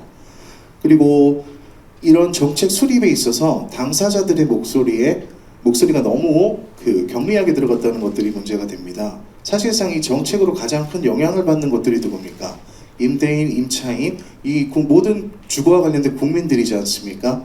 근데 이런 정책 수립 그리고 입법의 과정에 있어서 이들 당사자들이 철저하게 외면받았고 그리고 그 도외시됐다는 것들이 가장 큰 문제점입니다. 그래서 지난 정부 28차례에 달했던 부동산 실책들이 이루어졌음에도 불구하고 결국에는 당사자들이 만족할 수 있는 정책이 단 하나도 나오지 않았다는 그 점 자체가 문제였던 것 같습니다. 그리고 앞서 그 김연아 의원님께서도 말씀해 주셨던 이런 과세 일변도의 그 부동산 정책으로 인해서 결국엔 큰 문제점들이 발생을 했다고 생각을 합니다. 경제학의 가장 기본적인 원리만 생각을 해보더라도 이런 흐름에 있어서 이 과중한 과세가 부담이 되면 결국 사중적 손실이 발생을 하고 이거는 뭐 공급과 수요의 이런 그 경직성을 고려를 해야 되긴 하겠지만은 일부 또는 그리고 그 상황에 따라서 많은 부분이 임대인 임차인들에게까지 전가될 수 있다는 점을 너무나 간과했습니다. 지금 부동산 시장의 현실이 어떻습니까?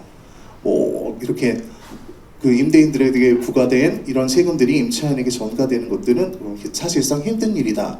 이렇게 자의 아닌 자의를 하고 있는데 부동산 그 시장의 현실에서는 전제가 이미 틀렸다고 하고 있습니다. 이미 많은 부분이 전가가 되었고 더 많은 전가를 앞두고 있는 것이 현실입니다. 지금 전월세 그 부동산 시장의 전월세 가격만 보더라도 알 수가 있겠죠. 이런 그 임대차 3법이나 등록주택임대사업주에 대한 규제가 일어나기 전보다 훨씬 높은 그 비율의 임대료 상승이 일어났고 그 실제적으로 2배가량 이상이 올랐다고 합니다. 그리고 한 아파트 한 단지 그 한 동 안에서도 여러 가지 임대료가 발생할 수밖에 없는 그런 기형적인 구조를 가지게 되었고요. 그래서 이런 그 과세 일변도 정책에서 좀 벗어나서 이러한 그 임차인, 임대인, 부동산의 그 실수요자들 그리고 실제 그 당사자들에게 이러한 정책의 효과 그리고 혜택이 돌아갈 수 있도록 그렇게 좀 감안을 해서 모든 것들이 좀 이루어졌으면 좋겠습니다. 감사합니다. 예, 다음은 우리 권순영 교수님께서 말씀해 주시기 바랍니다. 예. 김연아 의원님 발표 초반에 문재인 정부의 부동산 정책에 대한 아주 냉정한 평가를 해주셨는데 저도 그런 게 고민이었었습니다. 왜 다른 나라에서와 같이 부동산 가격이 많이 올랐는데 우리나라에서만 이렇게 더 크게 문제가 되는 것처럼 보일까? 이런 것들을 고민을 해봤었는데 정부가 가지고 있는 권한이 다르기 때문에 그에 대해 상응하는 책임을 다르게 묻는 게 아닌가라는 생각을 많이 했었습니다. 예를 들어서 정부가 주택을 공급하는 수단이라든지 금융에 대한 통제 수단이 조세라든지 굉장히 많은 권한을 가지고 있고 그런 권한에 대해서 당연히 책임을 국민들은 그렇게 권한을 줬는데 어떤 이유가 됐든 간에 못했던 것은 너희들이 책임이 아니냐 이런 문제들을 우리나라 국민들은 굉장히 중요하게 제기를 하고 있는 것 같습니다. 다른 측면에서 부동산과 관련되어 있는 정보의 공개라든지 또 우리나라 국민들이 가지고 있는 자산의 대부분이 부동산에 가입되든지 이런 문제들도 매우 중요한 영향을 미치지만 결국 정부에 위임되어 있는 권한이나 이런 것들에 대해서 국민들이 어떻게 생각하느냐라는 문제들은 결국 부동산 가격으로부터 부동산으로부터 발생한 여러 가지 문제들이 정권의 교체까지 불러오는 요인이 되지 않았나라고 생각이 듭니다. 근데 마찬가지로 이 부동산 정책과 정치에 관해서 말씀을 하셨는데 똑같은 고민을 하게 될 것 같습니다. 그러면 윤석열 당선인은 새로운 정부의 비전을 어떻게 제시를 했느냐라는 공약의 문제에서 본다면 도대체 무엇을 목표로 하고 있는지 정부의 상대의 실패에 대한 여러 가지 지적을 하셨지만 새롭게 구성하는 정책들이 무엇을 목적으로 하고 있는지에 대해서 명확하게 제시한 게 있는지에 대해서 저는 의문스럽습니다. 이제 물론 인수위가 구성이 되고 새로운 정부가 출범하면 정책의 목표나 비전, 국민들의 삶을 어떻게 변화시킬 것인지를 이렇게 말씀을 하시겠지만 현재까지 나와 있는 내용들은 다 안티테제의 성격을 가지고 있었다라고 보여집니다.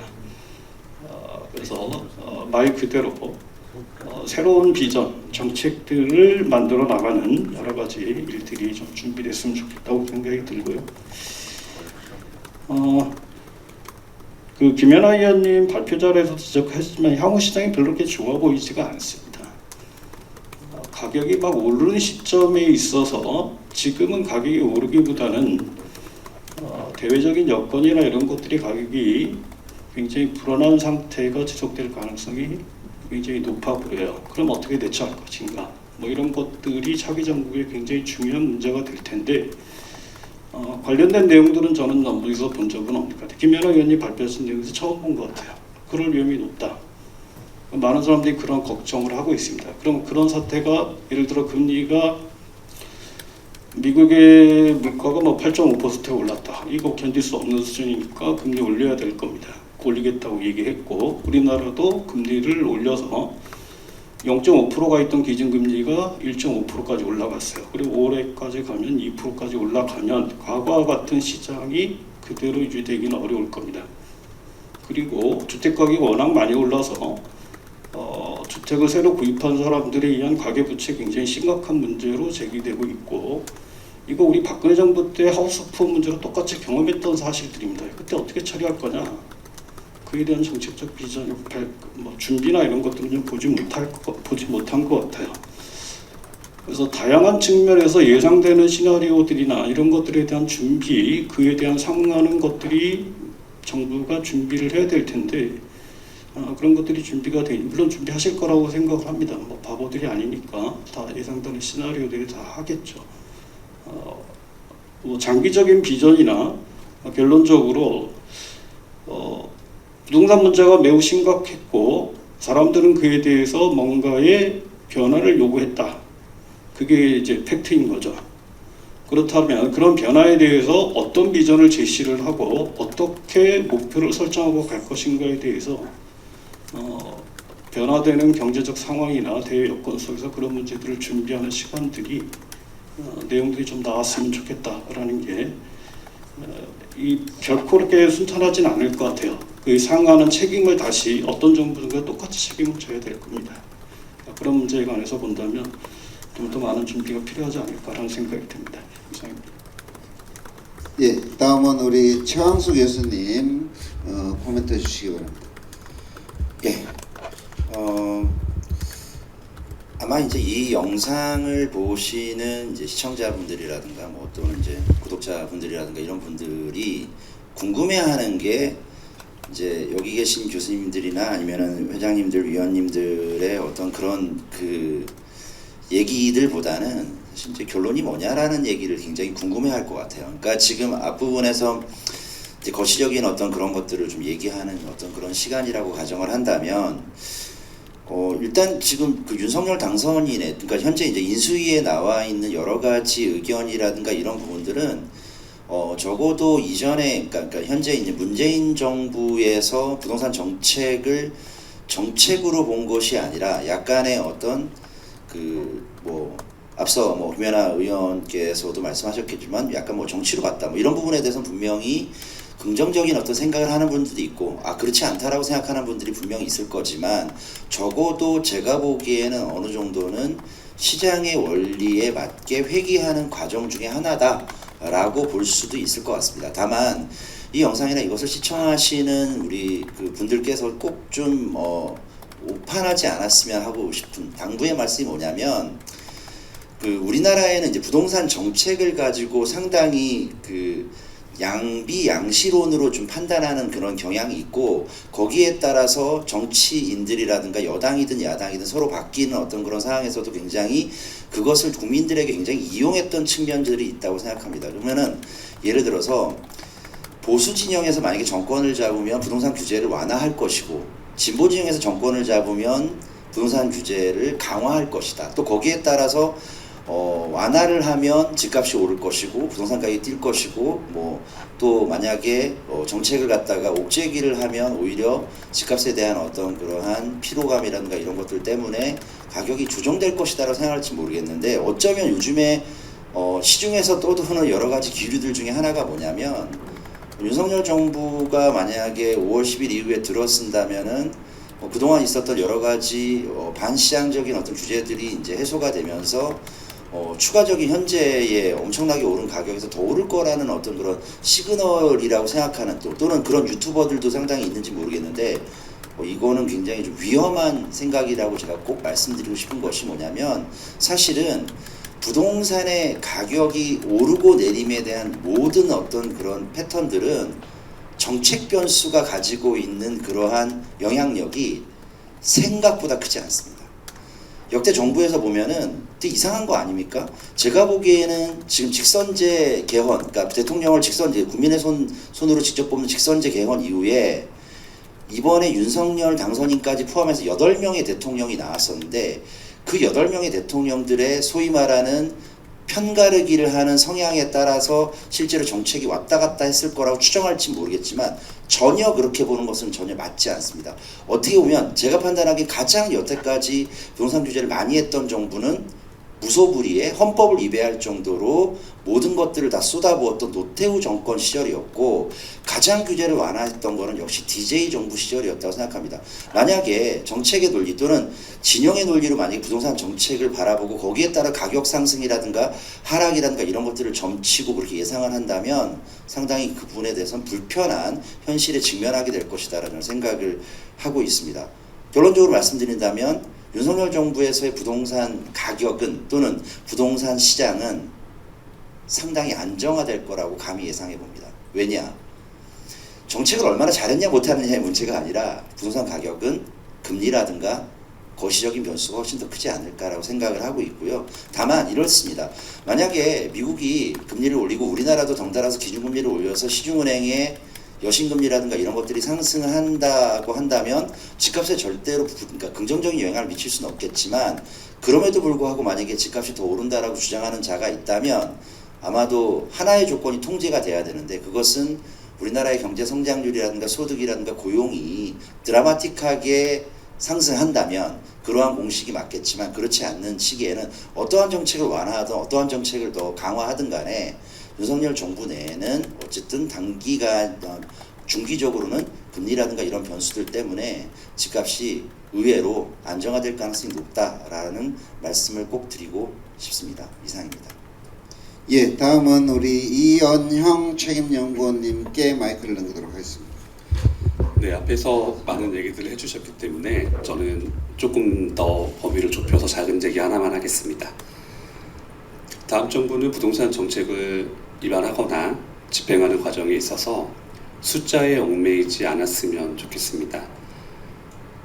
그냥 간단한 얘기로 제가 학생 때 한 교수님이 수업 시간에 하셨던 말씀이 뭐였냐면 거짓말은 하면 안 되는 거지만 결혼할 때는 좀 괜찮다고 이런 말이 있었습니다. 그러니까 아예 뭐 사기 정도가 아니라고 하면 인생에 큰 중대사가 있을 때 원하는 결과를 얻기 위해서 약간의 허세 정도는 괜찮다라는 뜻입니다.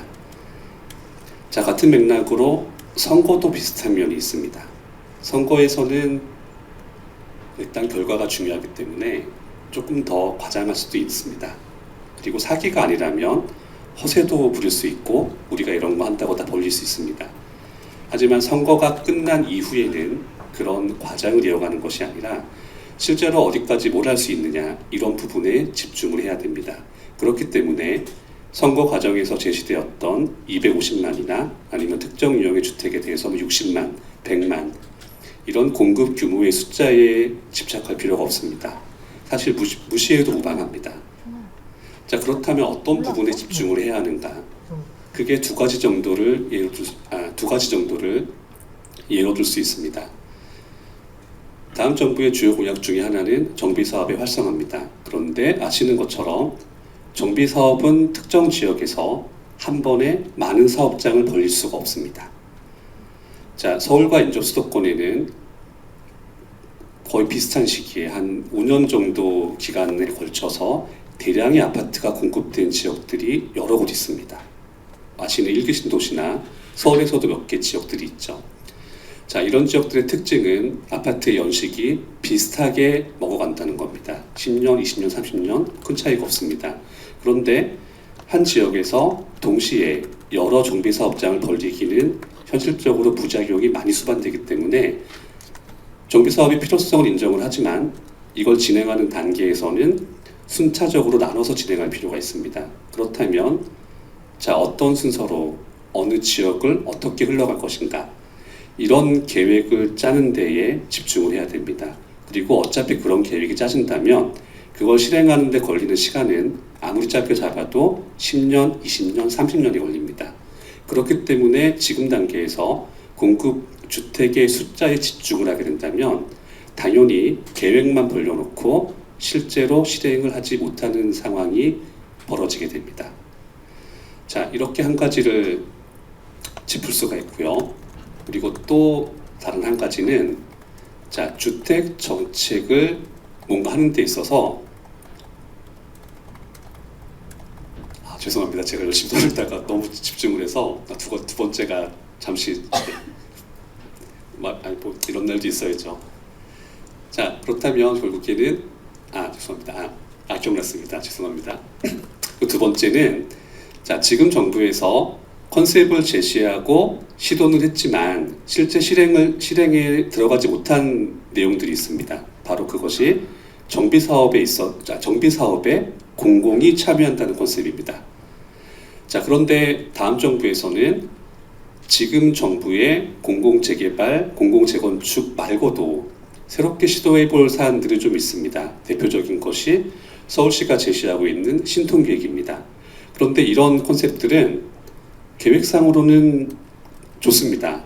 뭐 해볼 만하기도 하고, 하지만 실제로 해본 것들은 아닙니다. 그렇기 때문에 다음 정부 5년 동안에는 과연 민간 정비 사업에 공공이 참여함으로써 이것이 정말 효율적인 결과를 나타낼 것인지, 그리고 그 단계에서 어떤 문제가 발생할 수 있기 때문에 이런 부분을 해결하는 것에 대한 경험 축적, 실행 역량의 축적에 중점을 두는 것만으로도 5년이 매우 짧을 겁니다. 그 때문에 가장 처음에 시작했던 내용, 공급 주택의 규모에, 즉 숫자에 집착할 필요가 없다. 이런 부분을 염두에 두시고 다음 정부의 부동산 정책이 입안되었으면 합니다. 이상입니다.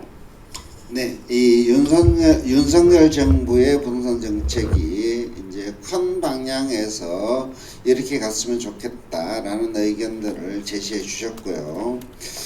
물론 이제 부동산 정책의 여러 가지 방향들을 얘기하다 보게 되면 뭐 하루 종일 토론을 하더라도 방향들을 모색하기가 쉽지는 않겠지만, 이번에 이제 토론이 지금 12시까지 예정이 되어 있기 때문에 윤석열 정부가 가져가야 할 세부 핵심 과제 중에서 두 가지로 질문을 좁혀서 전문가분들은 어떤 생각을 갖고 있는지 한번 들어보도록 하겠습니다.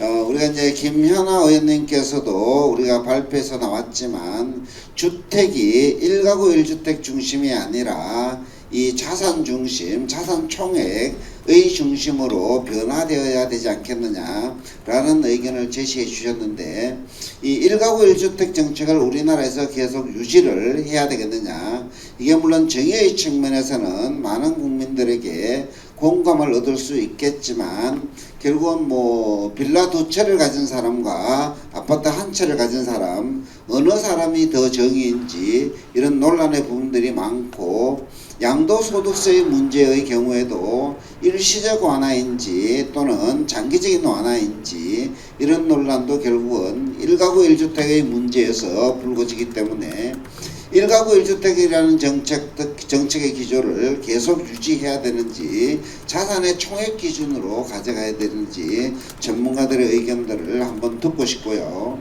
그 다음에 이제 윤석열 정부에서 공급 확대 정책을 내세우고 있는데, 공급 확대 정책이 결국은 이제 뭐 공공 주도가 아니라 민간 주도의 공급 확대 정책이기 때문에 민간 주도의 확대를 위해서는 재개발 재건축을 가져가야 되는데, 재개발 재건축을 어떤 방향으로 이끌어갈 것인지, 그리고 이제 1기 신도시에 대한 우리가 재건축 특별법이 어떤 방향으로 가야 되는지, 그러한 어떤 공급 부분과 조세 부분으로 나누어서 이 세부적인 정책의 방향들을 제시해 주시면 고맙겠습니다.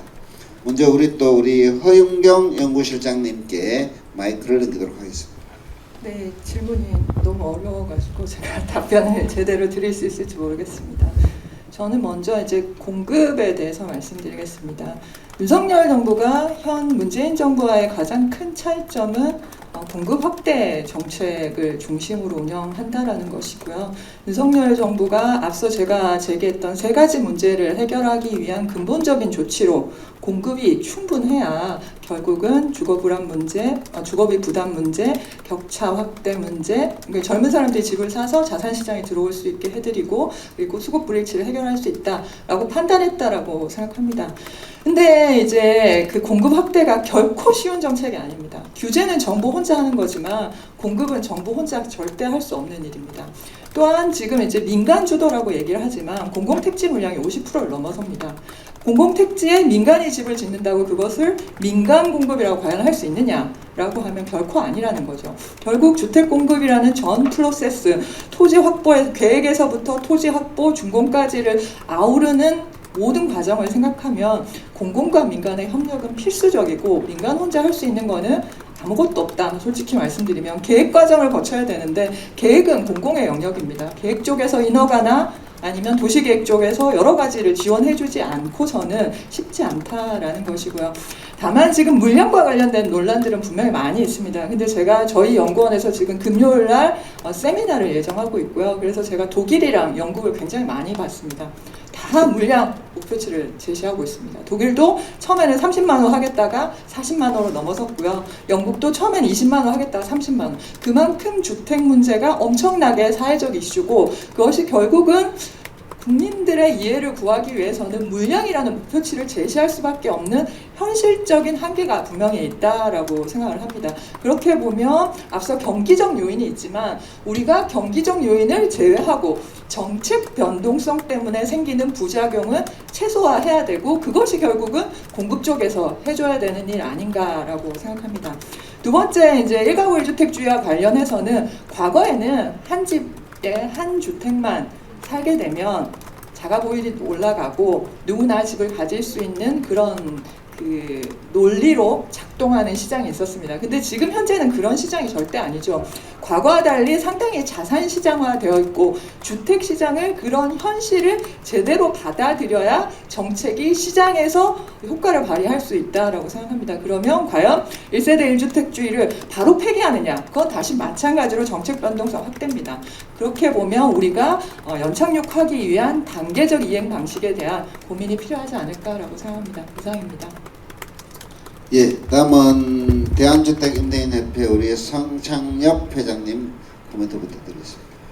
예, 저는 아무래도 주택임대인협회를 대표하기 때문에 이런 두 부분에 있어서도 주택임대와 관련해서 좀 말씀을 드려보고 싶습니다.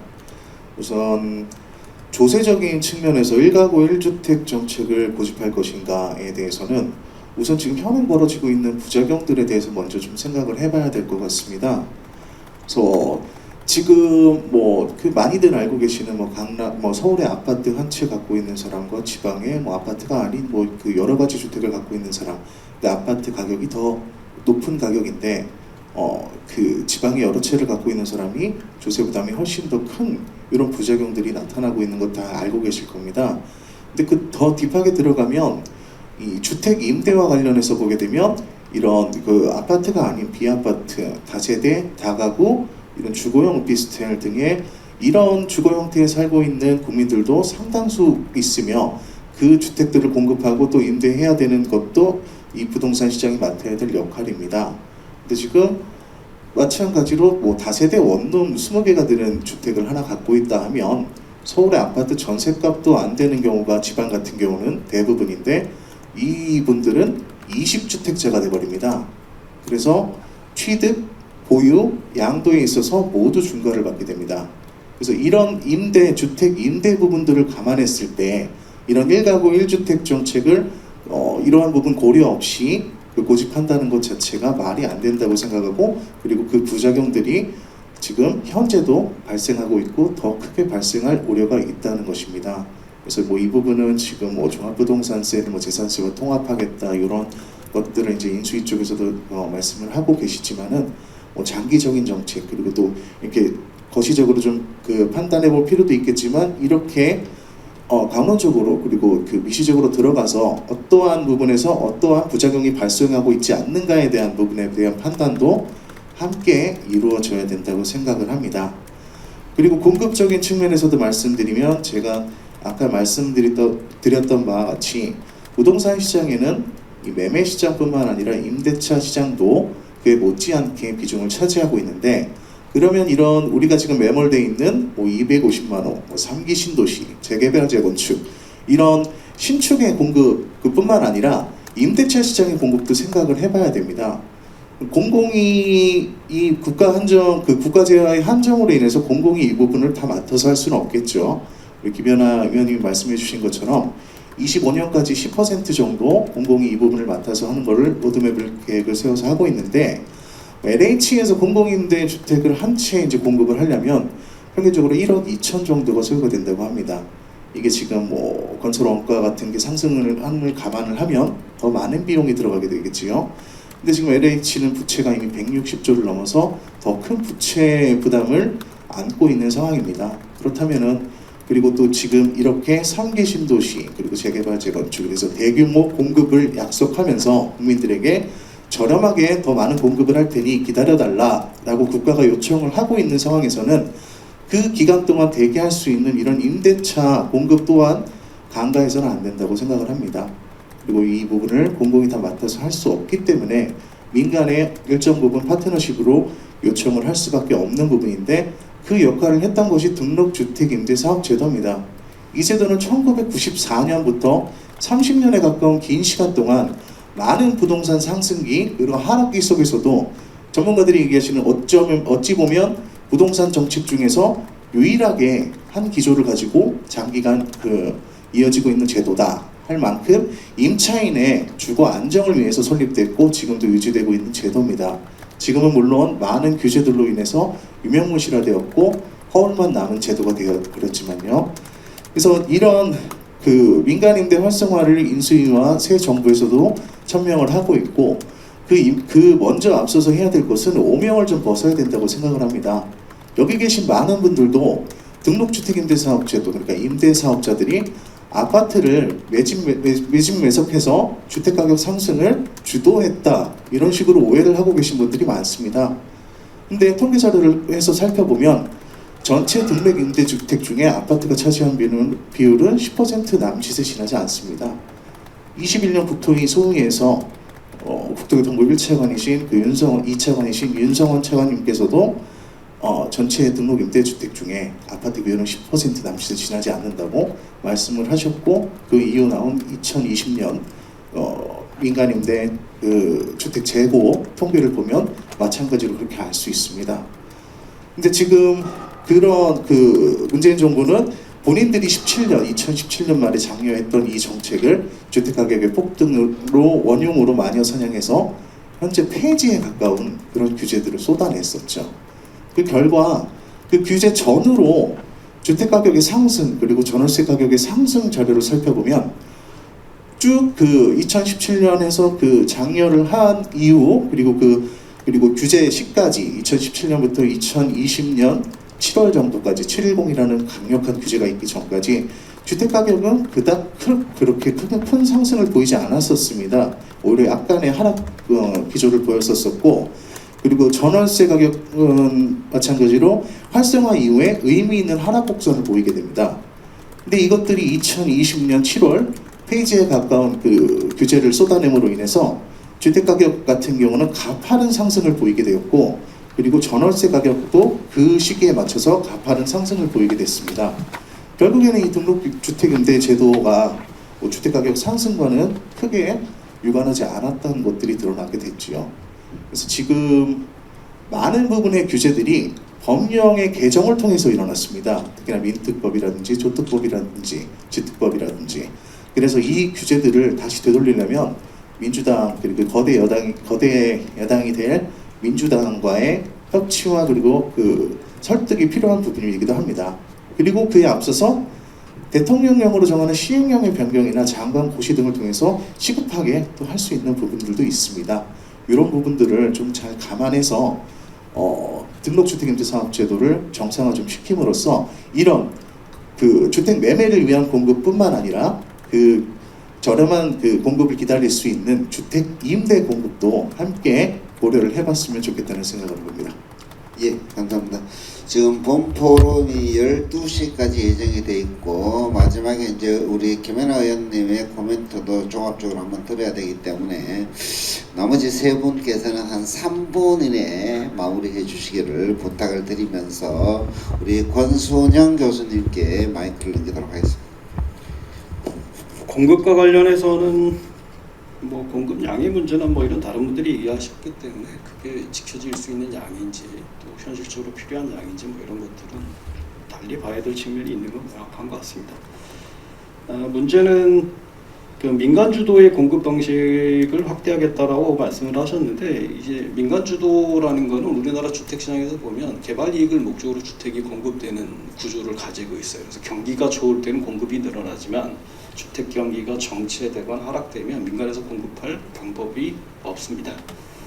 그러니까 이게 주기적으로 우리나라 주택 시장이 불안이 반복되는 문제 중에 가장 저는 큰 원인이라고 생각을 하는데 이제 공공주도 민간과 공공의 역할들을 나눠서 해야 되는데 공공도 마찬가지인 것 같아요. 그러니까 기존의 공공 그 LH로 대표하는 공공사업자들도 마찬가지로 주택 경기가 좋으면 택지 개발이나 이런 것들 개발 사업을 확대해서 주택 공급, 택지 공급을 늘리지만 그게 안 되면 분양이 미분양이 생기면 이제 곤란한 문제들이 생기는 거죠.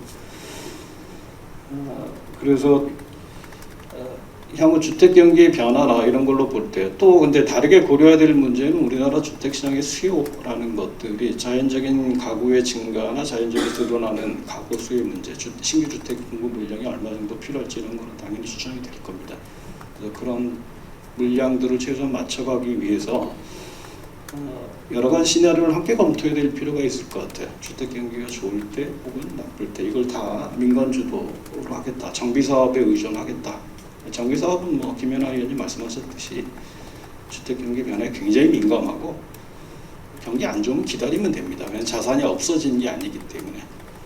그래서 주택 공급이 단기간에 뭔가 변화될 정책만큼 나오지는 못할 겁니다. 그러면 공공사업의 그 역할을 강화해야 되는데 또 하나 간과하고 있는 문제는 양의 문제를 얘기를 하지만 가격의 문제에 대해서는 얘기를 하질 않아요. 그러니까 공공이 어떤 가격으로 주택을 공급할 것인가, 그러니까 공공의 사업자의 역할을 뭘로 볼 건가 이런 것들에 대해서 시장 가격보다 저렴한 임대주택이나 분양주택을 공급한다라는 것들을 그의 역할로 하고 있는지 이런 것들에 대해서 양의 문제뿐만 아니라 정말 중요한 거는 가격의 문제일 텐데 누구도 가격의 문제를 얘기하지 않고 있기 때문에 그런 것도 좀 고려가 될 필요가 있을 것 같고요. 어려운 문제이기도 하고 시간상의 문제이기 때문에 세금 문제와 관련해서는 제가 전문가가 아니라서 코멘트를 하지 않도록 하겠습니다. 예, 감사합니다. 다음은 우리 최항수 교수님께 마이크를 돌리는데 주제를 한번 살짝 바꿔보겠습니다.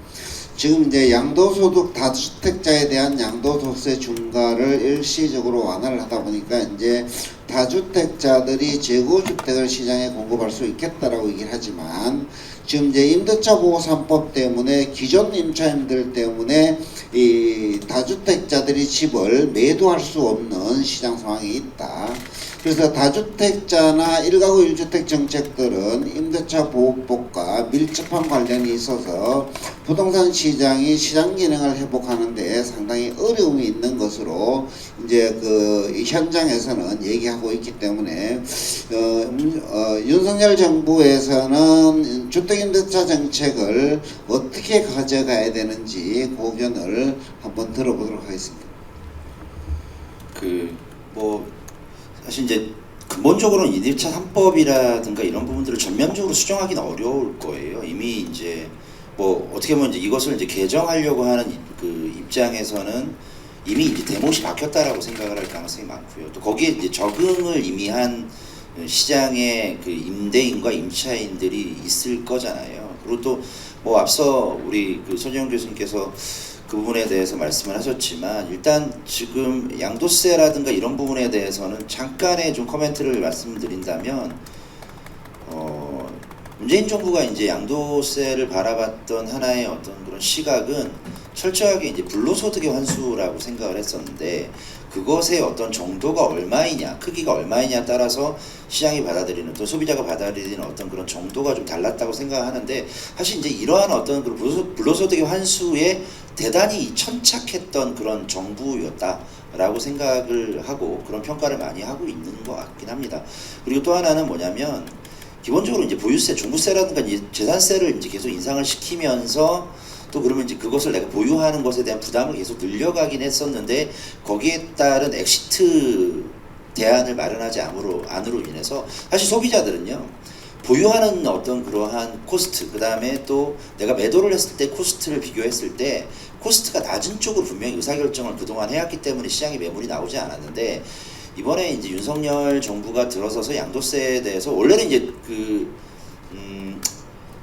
후보자 시절에는 2년 유예라는 공약을 계속 얘기를 했다가 또 최근에 이제 인수위의 기류는 이것에 대해서 뭐 1년만 유예를 하고 거기에 따라서 이제 시장 상황에 따라서 1년을 더 추가로 연장한다든가 이렇게 하는데 어쨌든 그럼에도 불구하고 그러니까 시장에서는 이 양도세 인하라든가 이런 이제 거래세죠. 이제 거래되는 어떤 그런 부분들에 대해서 이제 세금이 인하되고 비용이 이제 낮아지면 오히려 이제 내가 다주택을 가지고 있다 하더라도 또 뭐 세금이 부담 없으니까 또 추가로 매수하려고 하는 그런 분들이 있다라는 얘기도 있는데 이제 실제로는 아마도 그렇게 되지는 않을 것 같습니다. 그래서 이것은 이제 정책에 대한 문제기보다는 앞서 말씀드린 이제 고시적인 어떤 문제들이 훨씬 더 큰 결정적인 어떤 독립 변수가 될 것이고 또 하나는 임대차 보호법 관련해서는 그 현재는 저도 그렇게 이것이 센세이션할 만한 어떤 그런 대안이 있다라고 좀 생각하지 않습니다. 그렇다고 해서 지금 2+2 했던 것들을 갖다가 폐지할 거냐 아니면은 또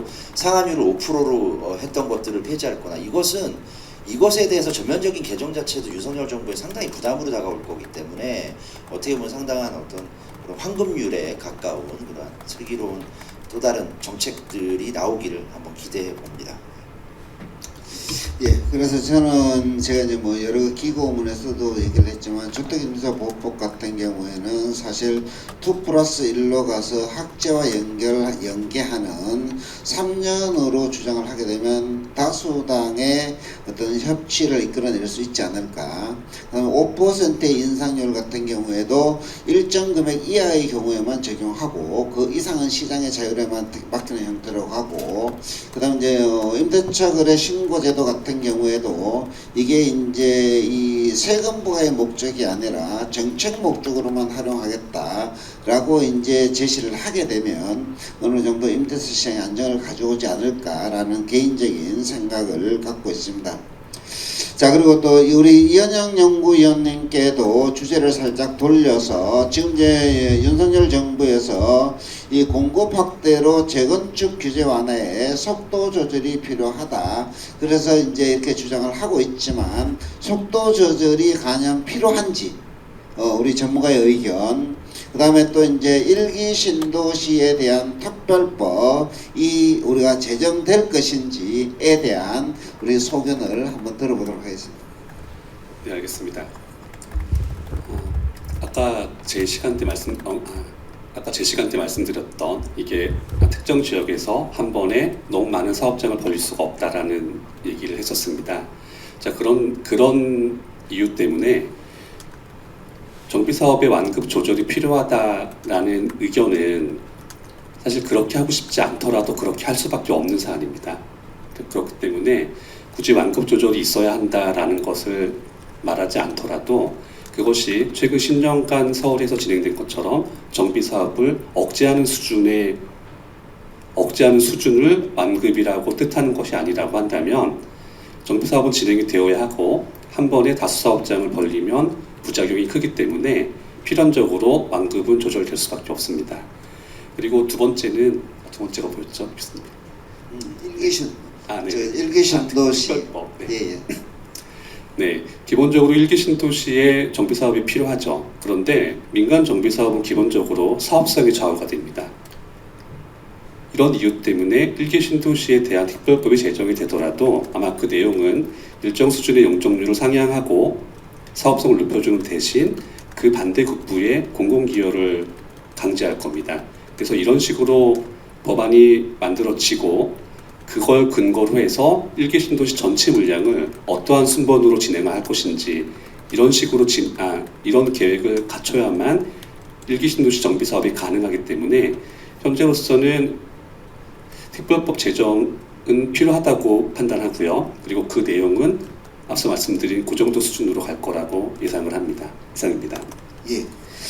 시간이 다 되었지만 혹시 현장에 계시는 분들 중에서 혹시 질문이나 어떤 의문사항이 있으시면 질문 있습니까?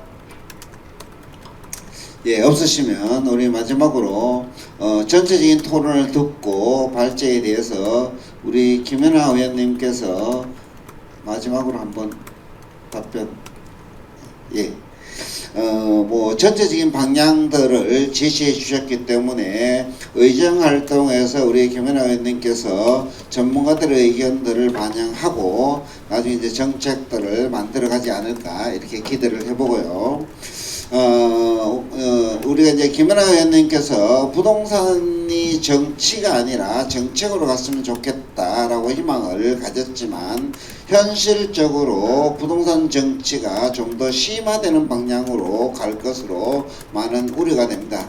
그래서 윤석열 정부에서는 이러한 부동산 정치가 아닌 정책으로 가서 국민들이 내 집에 대한 주거에 대한 걱정이 없이 행복하게 살아갈 수 있는 여건들을 만들어 주었으면 하는 희망을 가지면서 오늘 2022년 이데일리 부동산 포럼 윤석열 정부 부동산 정책 어디로 가야 하나 라는 포럼을 여기서 마무리하도록 하겠습니다. 예, 감사합니다.